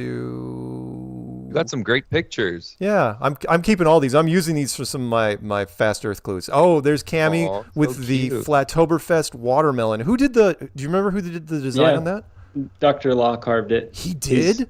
He did. My God! Not only and he's such a nice guy. He gives the best hugs, and he's just so real. Like I met him in Vegas, and he cooked for probably at least 10 hours a day at this last one when the hurricane came through. But Dr. Law rocks. Yeah, literally. I mean, not only is he the finest Asian Elvis impersonator I've ever heard, but he can carve and he cooks. But he can actually do food decorations on this level. I mean, that's awesome. That's really, really well done. There's Cammie. Let's go to. That's a cute picture of Cammie. That's a cute really. shot. Maybe the best shot I've ever seen of her. I'm using all these. I'll save the dinner ones to the end. There's Dr. Law right there, wearing one of his Kakalaki Crew shirts, which you can't see because he's covered up with the official logo. By the way, Elon, that's how you do a flat sign, not what you were doing on stage. That's how you do it, right there. So, poor Elon, he's so lost. Yes, he is. He was just so excited to be around. He was. Trump. He was like a child. He was. He's just thrilled to be there. No, because we're going to Mars. He's so excited. He must really believe we're going. Barron Trump was like very reasonable acting and mature for being 18 years old, and kind of funny, and he did great. And then he left out when the partying started. He just went back to wherever he was staying. He reminds me, I hate to say it, hopefully nobody uses this. He reminds me, because I'm old enough to remember it, he reminds me of the kid from the original Omen series from the 70s. I was going to say, Antichrist? Yeah, just a taller version of him, because the Omen kid was really small. And, they ended before he got into, his own, and then they made remakes. Anyway, so there's Jaren and that David Weiss guy. Yeah. Paige took that picture. I have a video actually where she's like, what are you doing, fellas? The Matrix gotcha. She's so funny. And actually, I helped her daughter prepare. I gave her a lot of tips on racing a marathon, and she did really well. But, those folks are so awesome. So this shot is the steakhouse that is on the ground floor of the hotel we were at. And going around the table, oh boy, you could probably do this better. What was the hotel?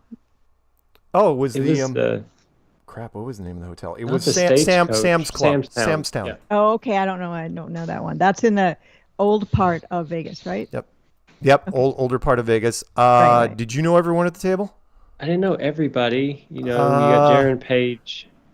Yeah, Jaron Page, Whitsitt. There's oh crap.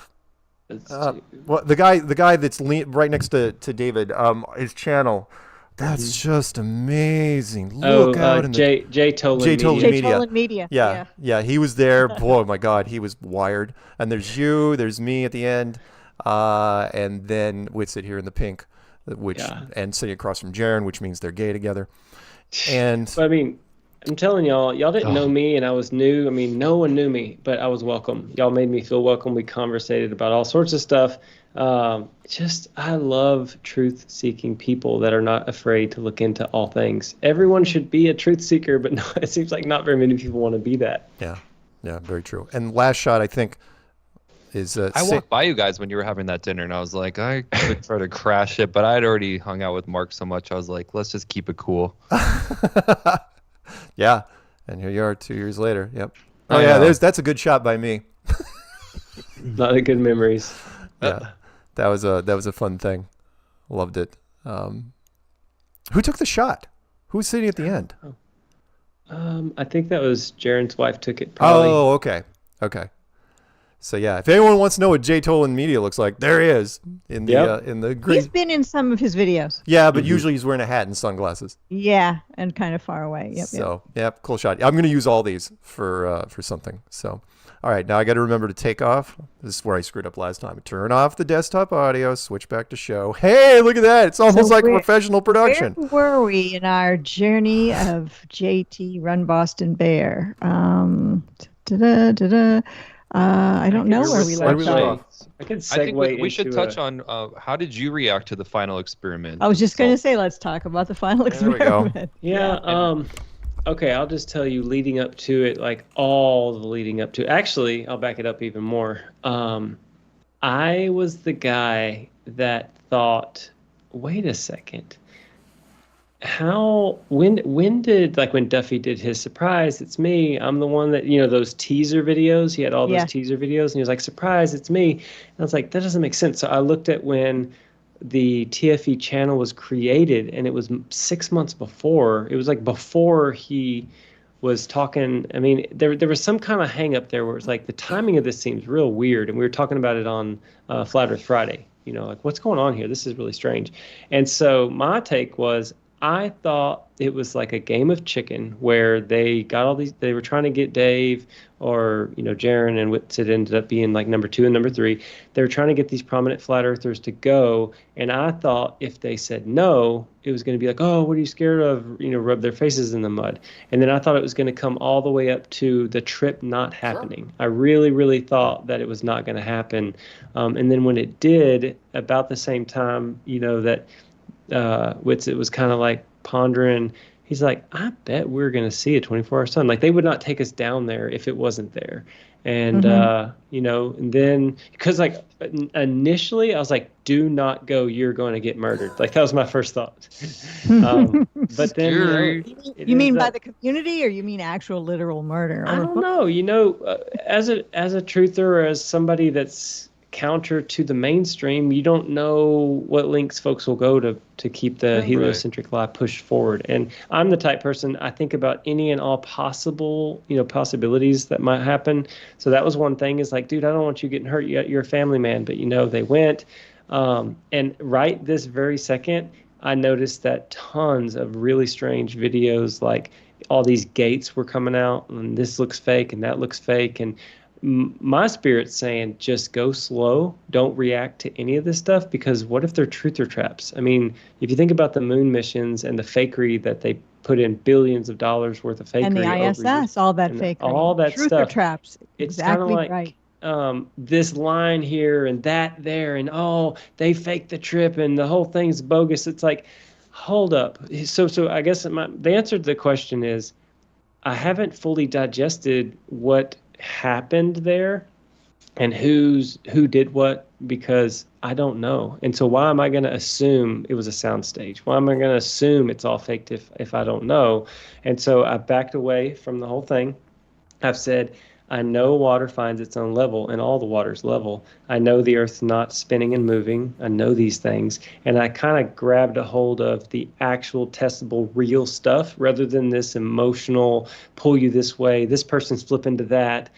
Because I really think it's a spiritual battle more than it's, they didn't go down there and tangibly prove a globe. They just, if what they observed and filmed is really what they filmed, all that they discovered or showed is that the luminary, which we call the sun, does something very unique that doesn't falsify flat Earth at all in my heart. So I've just kind of kept my nose out of all the drama. I'm not getting tied up because I haven't made a single video for clicks. That's not what I have my channel for. But some people, they've bitten off on that. If they slander this person or hate on that person, boom, the clicks go up. It's like, I'm not in this for that. So anyway, that's my response to it. Well, hell, look love at that. Professor Dave. He made that video. It's what was it at 1.3, 1.4 million hits in 4 days? You think he's going to be making more flat Earth videos? You betcha. So, right. Sorry. Well, the whole thing, I mean, I saw a very good video I suggest people go watch. Bro Sanchez, he debated Will Duffy on his channel just a few days ago. Wow. It's a pretty short video. He said that he's a Bible believer and he's a Christian and he wants to talk to Will Duffy. And he ended up, the way that Bro Sanchez speaks, I think made Will Duffy, who already is an overconfident person, even more overconfident because he thought Bro Sanchez was ignorant about the Bible and about Jesus and about God, and sort of sucked Will Duffy into having this conversation. And Will really only wanted to talk about how he's ended flat Earth, and Bro Sanchez basically taught him a lesson to the point where Will Duffy at the end said, I've got to go and catch a plane, and ended the conversation. It was really well done. And I really take my hat, literal hat, off to Bro Sanchez for the remarkable job he did. And I've left out all of the highlights. So there's so much in that video to watch if you've got the time. You don't even need to watch it. You can just listen to it. So Bro Sanchez's channel as he debates Will Duffy.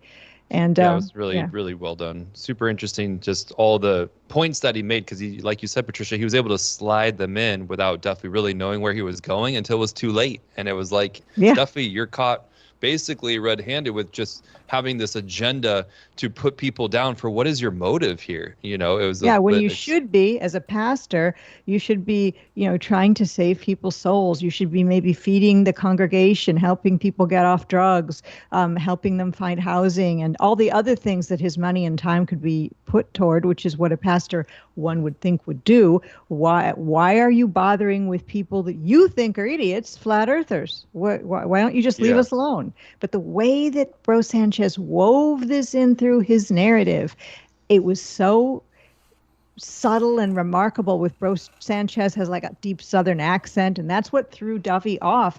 Duffy underestimated him and kind of thought maybe Bro Sanchez was a dummy, and he's not. JT, did you have any suspicions about Will Duffy, besides that they could be murdered and not to take the La Bamba private plane, to all be on the same? I think that was a good move. But besides that, anything else that maybe we're not touching on? I mean, I try not to judge, but there's just, it seems weird the way the whole thing unfolded, and how many times there was like I lied to Sean Griffin, but and the kind of like the slippery sort of, it's okay to lie, like, and then explaining it like, well, if your kid's doing a surprise birthday and like you're gonna lie to him, right? And like that kind of stuff, I'd rather just have complete disclosure, transparency, honesty, like a genuine feeling when I'm talking to somebody. And I don't know, I don't get it with him. So yeah, that was interesting. But he explained himself. You ever see the movie Liar Liar, where Jim Carrey can't lie for a day and his son had wished on the cake, and he's like, if I were to tell mommy when she was pregnant that she looked like a fat cow. That would have been very nice, wouldn't it? So, I kind of see where he's coming from. But that's a weak argument when it just doesn't make him look good for his image on this whole thing. But we wouldn't already been sniffing it out over here going, look, we hope you're telling the truth, Duffy, but it still feels like he's trying to set himself up to make money off of this somehow. Yeah, and if he doesn't, he's going to get angrier and angrier. With the documentary, that is what he's here for. He's not attempting to make people smarter and better, because he could do that in his church and help people find God or whatever his mission, his church statement mission is. There's nothing to do with flat Earth. Yeah, well, while we're on this topic, I mean, how else has your family and friends reacted to this information? We covered your wife, but, I think a lot of us go through still friends and family that are not accepting. How are you handling that?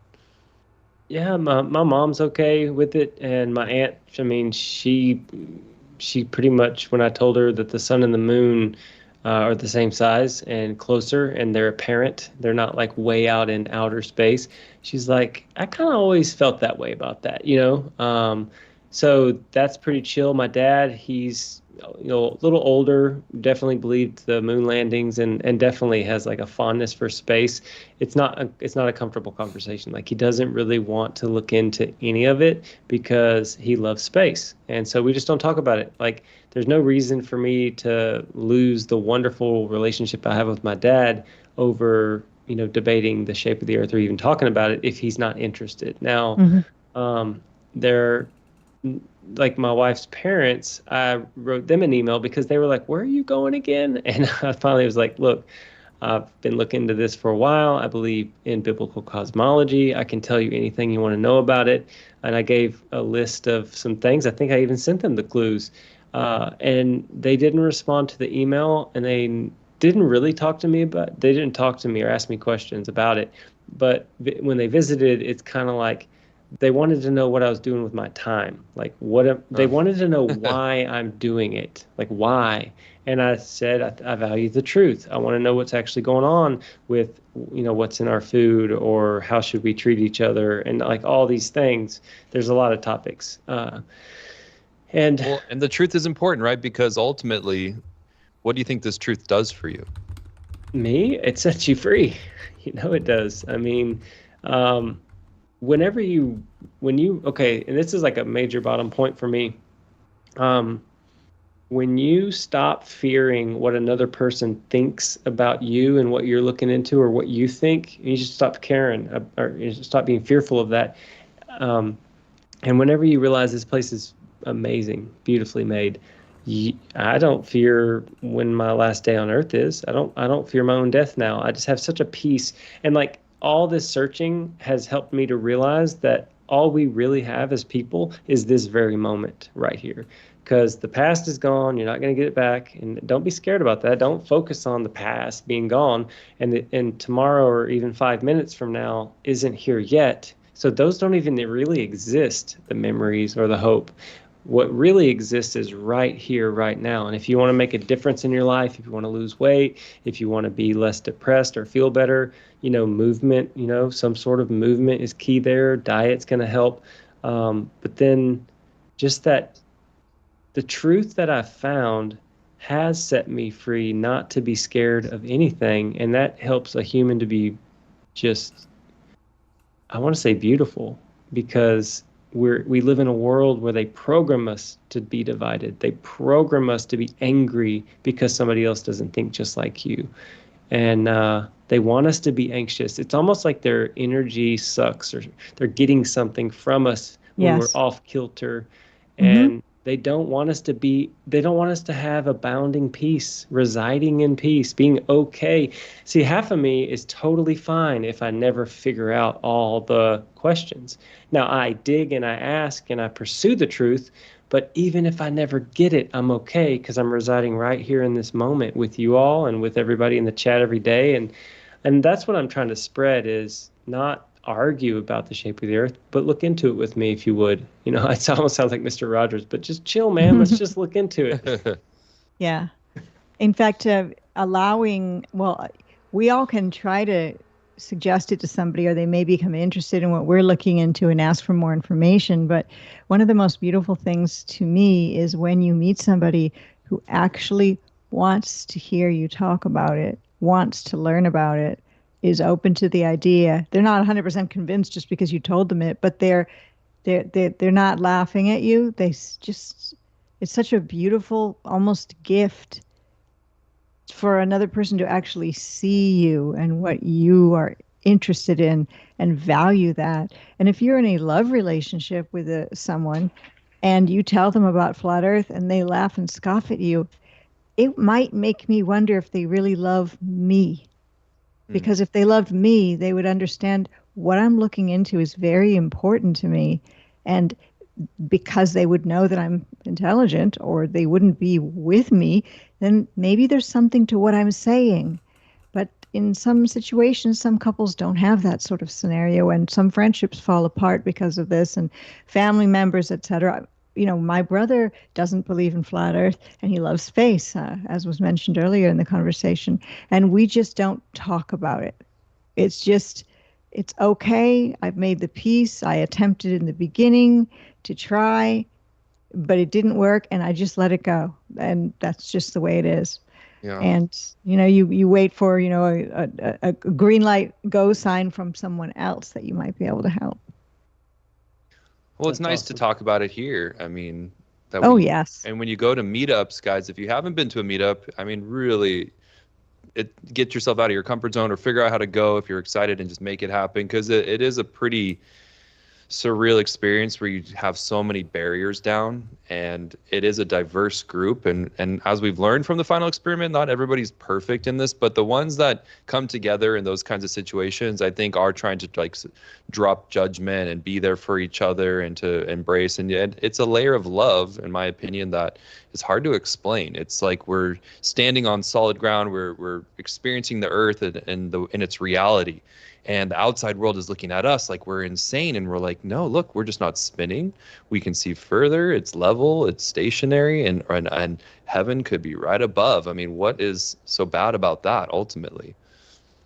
Yeah, DJ, and if you think about it, this whole idea of the spinning globe, like I said a minute ago earlier, it's not even 500 years old. And if you think about all humans that ever existed, all the cultures believed in the firmament, or an enclosure, and the topographical plane. It's beautiful, almost, ancestral, or you're tapping into older, chiller vibes, I think.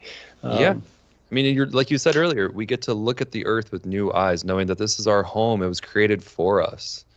And that's just a much more beautiful mindset. And I tell my friends all the time, I'm like, look, I could go back to the spinning ball if I saw actual proof that would convince me. But also, that means going back to this side of you're random and hopeless, and when you die, and that's it. And you're lucky if you are rich and have all the things that the society is telling us are important.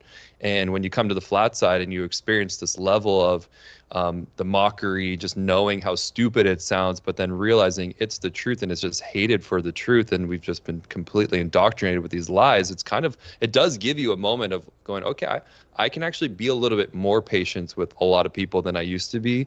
Not that I had that issue, but it was just kind of like, it's an extra level of patience going, I just have to show them with love why this is changing me. So, I mean, I just picture you, RBB, as someone who kind of embodies that, and being patient, like you had mentioned in the Discord, and trying to get people to say that that's a bad thing. I mean, that's literally next to godliness, is having patience and being charitable and loving and valuing your neighbor, loving your neighbor. And it's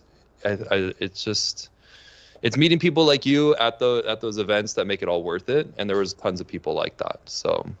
Yeah, I see a lot of people vibing that way. I mean, ultimately, you realize that what a person thinks can't harm you, and we have a right as a individual human being. You have a right to ask questions about anything.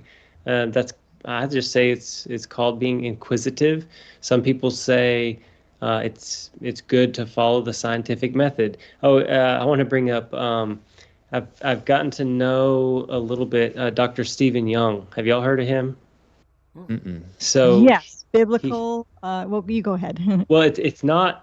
Dr. Stephen Young. It's not biblical. He has a master's in theoretical physics. He has a PhD in nuclear theoretical physics. But after he graduated, he couldn't get a job. Like, people were telling him he's overqualified. And there was this stint of time where he's like, I'm jobless. This is weird. And he kind of ran across the idea of flat Earth and looked into it and found, these channels that I was mentioning, and just re-looked at relativity and realized that it's just a theory. It's just a man-made up thing. And he wrote a book called A Fool's Wisdom, and now he believes in flat Earth, and it's amazing. His whole first half of his book, he shouts out Dave Weiss and Whitsitt in it, and the second half is on alchemy. He's like understanding alchemy in a different way. Another legend on X is Mark Gober. He wrote a series of books called The End. His most recent one is The End to the Upside Down Cosmos. He's a Princeton graduate, magna cum laude, that's not an idiot, that knows the Earth is not a spinning ball in space. It's these kind of people that are breaking through that I'm enjoying getting to know. Somebody that's not credentialed, but when I met a F-15 pilot, because an F-15 pilot approached me to try to get in contact with Whitsitt, because Whitsitt at one point was going to talk to Lowenheimer, the Space Force guy, and this F-15 pilot was just thinking maybe he could give information to Whitsitt about aeronautics or the plane or radar, you know what I mean? Because he sees it with different eyes. And that's the whole reason I got on X was because people were bashing Whitsitt, saying, there is no pilot, you're a liar, you're a grifter. And I was like, no, dude, I was on the Zoom call with the pilot. We call him Mr. F-15. He's the one that saw K2 Mountain from 300 nautical miles away. He was stationed, or I guess he was flying over Afghanistan, and he was at 38,000 feet. And he moved his pod or whatever, the moving cursor, over to the tip of K2 because K2 had like a red line on it because it's dangerous because it's way up in the sky and they don't want the plane to crash into it. So 301 nautical miles away, he moved his cursor to the top of it to get the basic drop angle. Basically, it'd say how much lower from your horizontal is it, and it was level. He was flying at the level of the tip of the mountain, but it should have been 2.5 degrees down or 2.5 down, and that's when he woke up to flat Earth, I'm pretty sure. And so that's amazing. Like, I'm friends with this guy. We talk often. He's not public, he doesn't put his face out there and stuff. And then the last little story, when I went to Boston the last time, I went with a guy, like he was going to be my roommate. I picked him up on this end of the town, and we were driving, and I was like, oh man, I bet you I'm gonna do a podcast or do something, and he's going to hear me talking about flat Earth. I need to give him the heads up. So I just asked him point blank in the car. I was like, hey man, have you ever heard of biblical cosmology? Because I knew he was a believer. He's like, no, what's that? And I just, the whole hour and a half drive up, I just laid out what flat Earth is. He's like, man, that's weird. I've never heard anything like that. But then on the trip, we were riding the bus from the DFW airport, to get to where we needed to get. There was a girl, and we were just small talk, and she's like, oh yeah, I have my private pilot's license. And then I was just joking, but this is what's so funny about it. I leaned in, I was like, oh, so the Earth's flat? Like, just as a joke. And she was like, yeah, I do. And like the firmament, and she started to respond with positive, joyful excitement that she's a pilot that knows it's flat, and some dude just randomly said like the Earth's flat, and then we just started engaging and laughing and like, yeah. And then on the trip, last story. On the trip, I was walking down to get my bib, and there were people like just with a camera. And then I walked by, and I was like, "Hey, are you shooting a documentary about flat Earth?" Just kidding. And then like two of the people were like, "What? What are you talking about?" And then the one person was like, "Well, it is flat." Like, these people are waking up and they are understanding it, but they're keeping it in, and they just need a little prod or a little smile, or and then you never know who around you is waking up too. So hope that helps somebody. That's very wonderful to hear that. And, Will Duffy has been saying that he's been getting letters of people saying they're leaving flat Earth in droves, and it's, et cetera, et cetera. And I'm like, I do know Mellow Dome and Jaron, and that's it, as far as I know. Anybody else know anyone who's left flat Earth because of the TFE? No. No, and again, you guys heard it Exactly. last week and the week before that, which was no one gets into flat Earth because of the 24-hour sun. In fact, nobody gets into flat Earth because of the sun. They get in mostly because of long-distance photography, something that has to do with physics, or something that has to do with one of the space programs. That's it. So if you didn't get in because of it, how are you getting out of it? And you just don't. And so many people have come to the Bible and God because of flat Earth, where they were not even anywhere near there at all before. Some even were atheists before, or just basically, non-committal to the whole thing. And yeah, I mean, I don't really think what he's saying is incorrect, and he's got to know it, because I think he's actually lying when he says he's receiving all these letters. Will Duffy lying? No, I don't see it. Unless maybe That's writing, someone else is writing them for, and that's a glober and mailing them with fake names attached. Again, So he's going to start getting angrier, guys. He's just I shouldn't accuse him of lying when it comes to Be the letters. prepared. He's going to just make us look like crazy people. But it's okay, Will Duffy. We're praying for you literally and going to be patient, because, hey, it's going to be okay when you realize that your Lord Flat and Earth Savior is is not right above. over. The only thing that's kind of over is the idea that there is no 24-hour sun in Antarctica. And that's it. And what does that mean? It means that this beautiful world is something we don't understand. And before TFE, this beautiful world is something we don't completely understand. So where are we? We just have a little bit more information about something. That's it. The impact was minimal, and now we just have a whole bunch of troll channels that are cranking out the videos as fast as they can make them. And like to real quick, I'd like to point out, when you, RBB, were kind of looking at it, I thought at one point that it wasn't going to happen either, because when initially it was like, again, Will Duffy hyping up the whole thing. It's like, I've got 12 globers going down. I'm going, wow, really? 12 globers. And then the next thing you know, he had 3. And one point, and I did not know there was a minimum. He had to take at least 8 people, or the price break didn't work out well. He was going to lose even more money, and so he had to scramble to get one more person. And as much as I give credit to Professor Dave and Simon Dan and those guys were supposed to go, or they were, and it's like, nope, they didn't go. And the only people that went was McToon and Dave McKeegan. And I still think Dave McKeegan's, we're haunting him in some aspects. I see it in his eyes somewhere. He's not as solid as he used to be. He's lost a lot of weight. I mean, that's not a bad thing necessarily, but it looks like he's looking like this, and I'm not judging him. I'm just wondering if all this deception, because when he makes his videos, and this is why I did say to Witsit, like, it would be great for people like Witsit or you, Mark, or someone who can help debunk the debunkers, react to their debunked videos with our rebuttals. Because even if I'm able to pick up on things that they're leaving out, it would be really great for the people who know way more than me to be like, actually got this wrong and this and that. You know what I'm saying? It would just kind of help us all fire back and go on the offensive, so to speak, since this is a little bit of a chess game. But with that being said, RBB, what and shout out to George Hobbs with the Flat Earth Files. He does a really great job interviewing people like this. There's no video, but he does ask everyone at the end of the podcast, so I don't mind to steal it, I guess. I just am admiringly borrowing it. But what are your 3 to 5 silver bullets for Flat Earth? Like, what do you think are the best, the proofs that you like to point out? I mean, Nickabong, I can't say the word right, but the radar system where they sent the planes. Like, have you seen that on Ether Cosmology channel yet? You guys need to look that up. The radar was sent out horizontally, and they had a tone in it. And they did this so that they could fly at night. And when the 2 beams crossed, it locked on. They knew to drop the bombs. I mean, it was way too far. I can't even do justice to the story. I think it's Nickabon.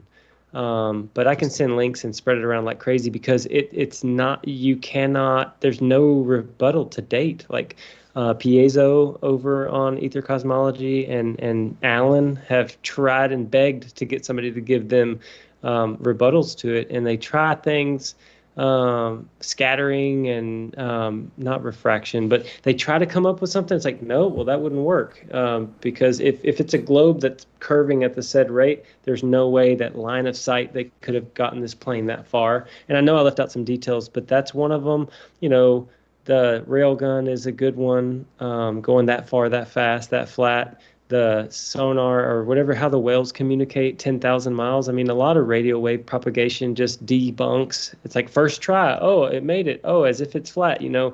And then they've tried to backfill in like, oh, ionosphere, that must have been it. But WITSET's really great at laying out that if the frequency's too high, that it would penetrate through and not bounce back down.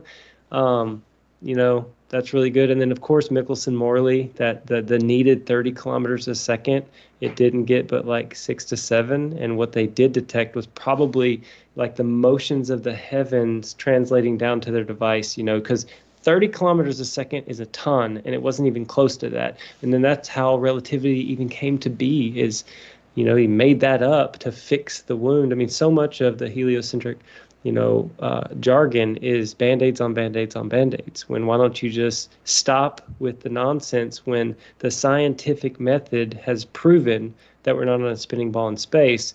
No, let's go into philosophy. Let's make it work because they think it's abhorrent that we're in that we're central and that we're created under the heavens and the heavens revolve over top of us. We don't do any of the moving unless there's a earthquake or landslide, like I said earlier. So, you know, there's more. There's a whole lot more, but those are a few. Those are really good. He was ready to go. Dang. I thought you were going to say long distance photography. Okay, see if you're listening, anyone on the show, you're going to have some really good random bombing one. I don't know. Yeah, I got to get you that one. That was good. And shout out to George Hobbs. I have emailed you. We would love to have you as a guest on the show if you're listening, because the Flat Earth Files is an amazing resource to learn more about our Flat Earth community and people and what they're going through. So that sounds like something we should do. We should. So if he's listening, but that's what's cool about our show is that we get to hear your story face to face, RBB, and it does help people out there because I think one important factor about being in this, showing your face to camera, talking about something that people think is crazy, is getting more and more comfortable talking about it with our friends and family in a casual way. And you provide a lot of insights with being patient and using Earth proofs to kind of open conversations. And so those are what's going to help keep pushing this narrative forward and helping people go, okay, it's not so scary and bad after all. And ultimately it leads to strengthening faith. So I love hearing that your journey, you were already a man of faith, but how did this shape you afterward? Yeah, I mean, it just, it brought more peace. I mean, like I said about the coffee on the back porch, realizing and understanding that you're not moving 1.8 million miles per 24 hour. There's a grounding, like a stable, like almost like truth comes around and just puts its hands on you and just stabilizes you, because the world is crazy and it's spinning and everybody seems to be irate and everything seems to be scary and upside down. But when you meet people that are digging into the truth and you find out that your world is not like, people aren't walking around on the bottom side of a ball. Everybody knows how to stand up with good posture, and like people in Australia are just over there with their heads up. You know, that changes your life. And so look at your kitty. Whoa, kitty's in space. Yeah. Sorry. Yeah. Aw. Well, where do we leave off? Can't ruin the mood. Well, hey, we're running out of time. How about you tell us everything about where we can find you, what you would like us to look at, and the message you'd like to get out there. Okay, just YouTube /Run Boston Bear. Find my channel. I've got some good clips, a lot of clips from people having conversations on Discord. So if you're ever needing content, there's good stuff there. And then in my live section, I've started doing interviews. So that would be fun if you wanted to check that out. I did drop the link for my GoFundMe. And actually, if you just go to my channel, I'm going to put a video about this Antarctic thing. And that's where like tons of different ways to contribute. If you just want to give like $5, $10, nothing crazy, it'll all add up. And I'll go down there and I'll run hard for FE and I'll take a look for myself. Yeah, and then I guess if I had a closing thought, it would be you all are fearfully and beautifully made. The Creator made you and no one else like you. And so don't be scared. Just embrace who you are. You're unique. It's fun to be alive. We're all breathing. We're all eating. I know that a lot of people fight over, oh, I'm right, no, you're right, and let's debate until we're blue in the face. But really, if you're operating and you're living in a way that's bringing glory to the Creator of this place, you're going to be a happier person. So every now and then chill out and just feel alive. Go outside, take your socks and shoes off, get on the grass, just walk around for a minute without the internet, without the debate or the conversation. And definitely eat as clean as you can afford. Don't do all the GMOs and the highly processed foods and the partially hydrogenated and all the fake oils. Like, all that stuff is making us sick. So try to clean up your diet. And if you ever need somebody to pray over, you reach out. I'll definitely pray over anybody that wants me to. It's a big part of my life. I don't have all the answers. I'm not claiming to be a know-it-all. I just claim to be free and free indeed in Christ. And if there's nothing like being founded and grounded in the relationship with the Messiah, and then exploring what this world is, and then going out and doing your work or going out and playing. So thanks for having me on the show. You guys are all legends, and I'll keep watching. Absolutely wonderful. JT, Run Boston Bear, you're just so calm, and you make me feel positive about this whole thing. And sometimes this whole thing can get me down. The infighting really is one of the things I hate the most, but you've got a really good attitude about it, and I'm going to try to take some of that on board myself. Thank you for being here. Thank you. Yes, absolutely. JT, what a pleasure to have you here, and just you're doing great things. Guys, go check out his channel. He's got some really cool content, interviews, thoughts that he shares with his viewers. Also, a lot of nutritional advice and exercise advice that I found really useful and inspiring. So please go like and subscribe, check out his channel, and just support your fellow flat earther. Yeah, I mean, seriously, anybody that has that many running medals on his wall, and that's just part of it. Hey, before I head out, Mark, let me tell you, 10 days ago, I ran 62 miles.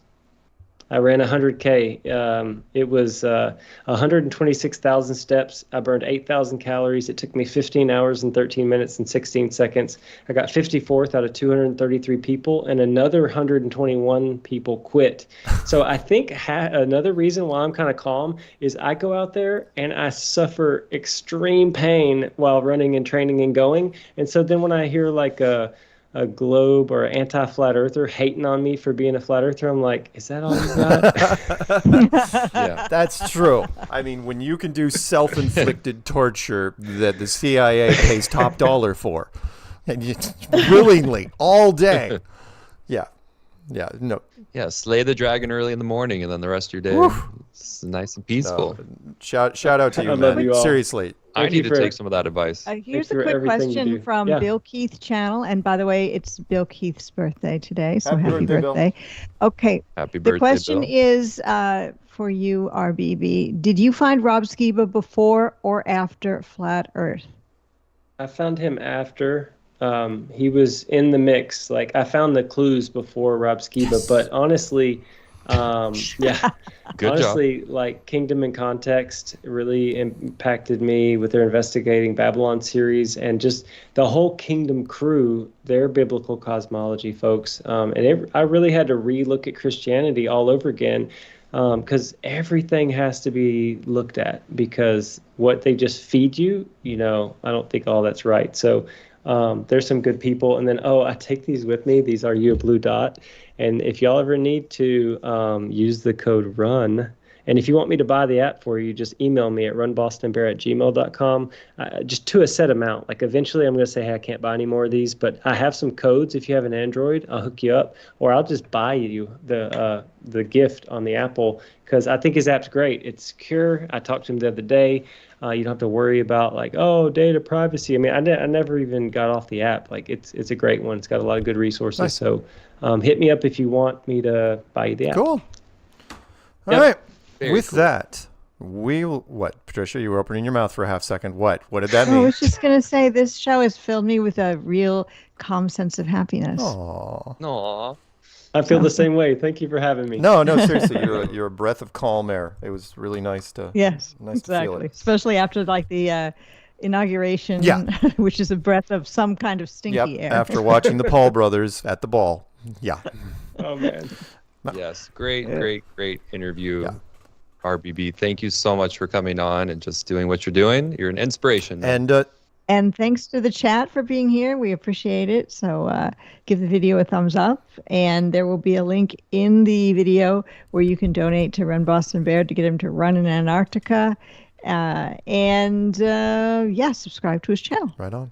Yeah, and we can just keep donating until you actually get to go. You don't have to worry about bookkeeping. Just keep the cash. There you go. We'll definitely have you on before, further on in the year. So it'll be great. Yeah, it'll be wonderful. Verify that 24-hour sun for us, just to cause and help people get some sleep. And then when you come back, you'll be condemned. All right. With that, Peanut says, wrap it up. So we're going to be here next week, same flat time, same flat channel. Say goodnight, Patricia. Good night. Say goodnight, DJ. Good night, Strange World. Remember, you're not crazy. You're just curious. Ooh. Say goodnight, Run Boston Bear. Good night, family. All right, stay with us. We're going to drum this thing out. So I'm not even going to go to the break screen. I'm just going to click this. You'll see the montage and hear the music. If you want, you can just pick it up on your thing.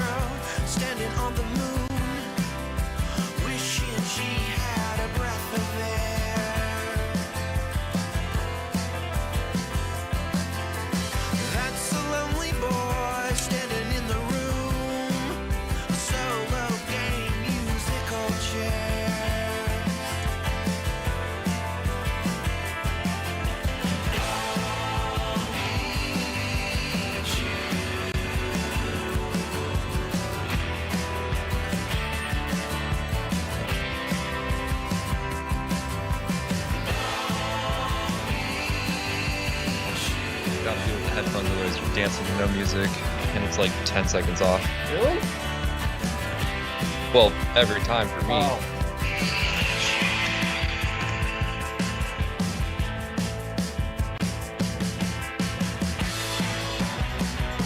Oh, nice. That's meta right there. Hey! The page within a page.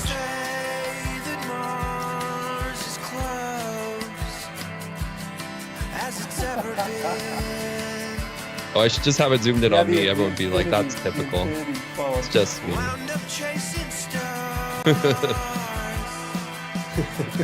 Patricia, I thought you were going to whip the beanie off and just reveal your hair for us. Whip your hair back and forth. Yeah. He's waiting for a wig reveal. Don't start that rumor. That was a rumor for a while, actually, that I have to wear wigs. This is my hair. I don't wear wigs. That's all you said. Oh, you call that a haircut, DJ? It's super short. That's super fabulous. My hair goes. No bad haircuts on Friday. My wife has cut my hair for a decade. That's That nice. looks like a pretty easy cut. What is that, a 2? Using like clippers in a 2? 2, 3. I can't even tell where the 3 starts. It's got to be up there somewhere. Oh, I see it. That's actually pretty good. Well, I did this myself. She just usually does the neck. Got it.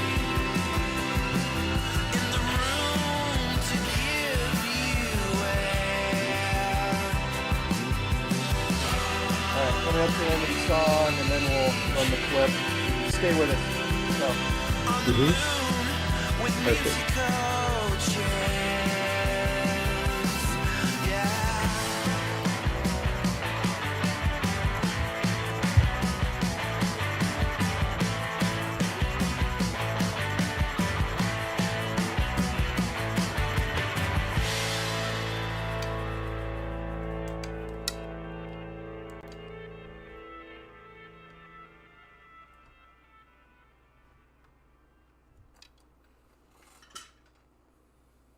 Paige needs to get into her PJs with her cup of cocoa and her 6 marshmallows. Night, Mark.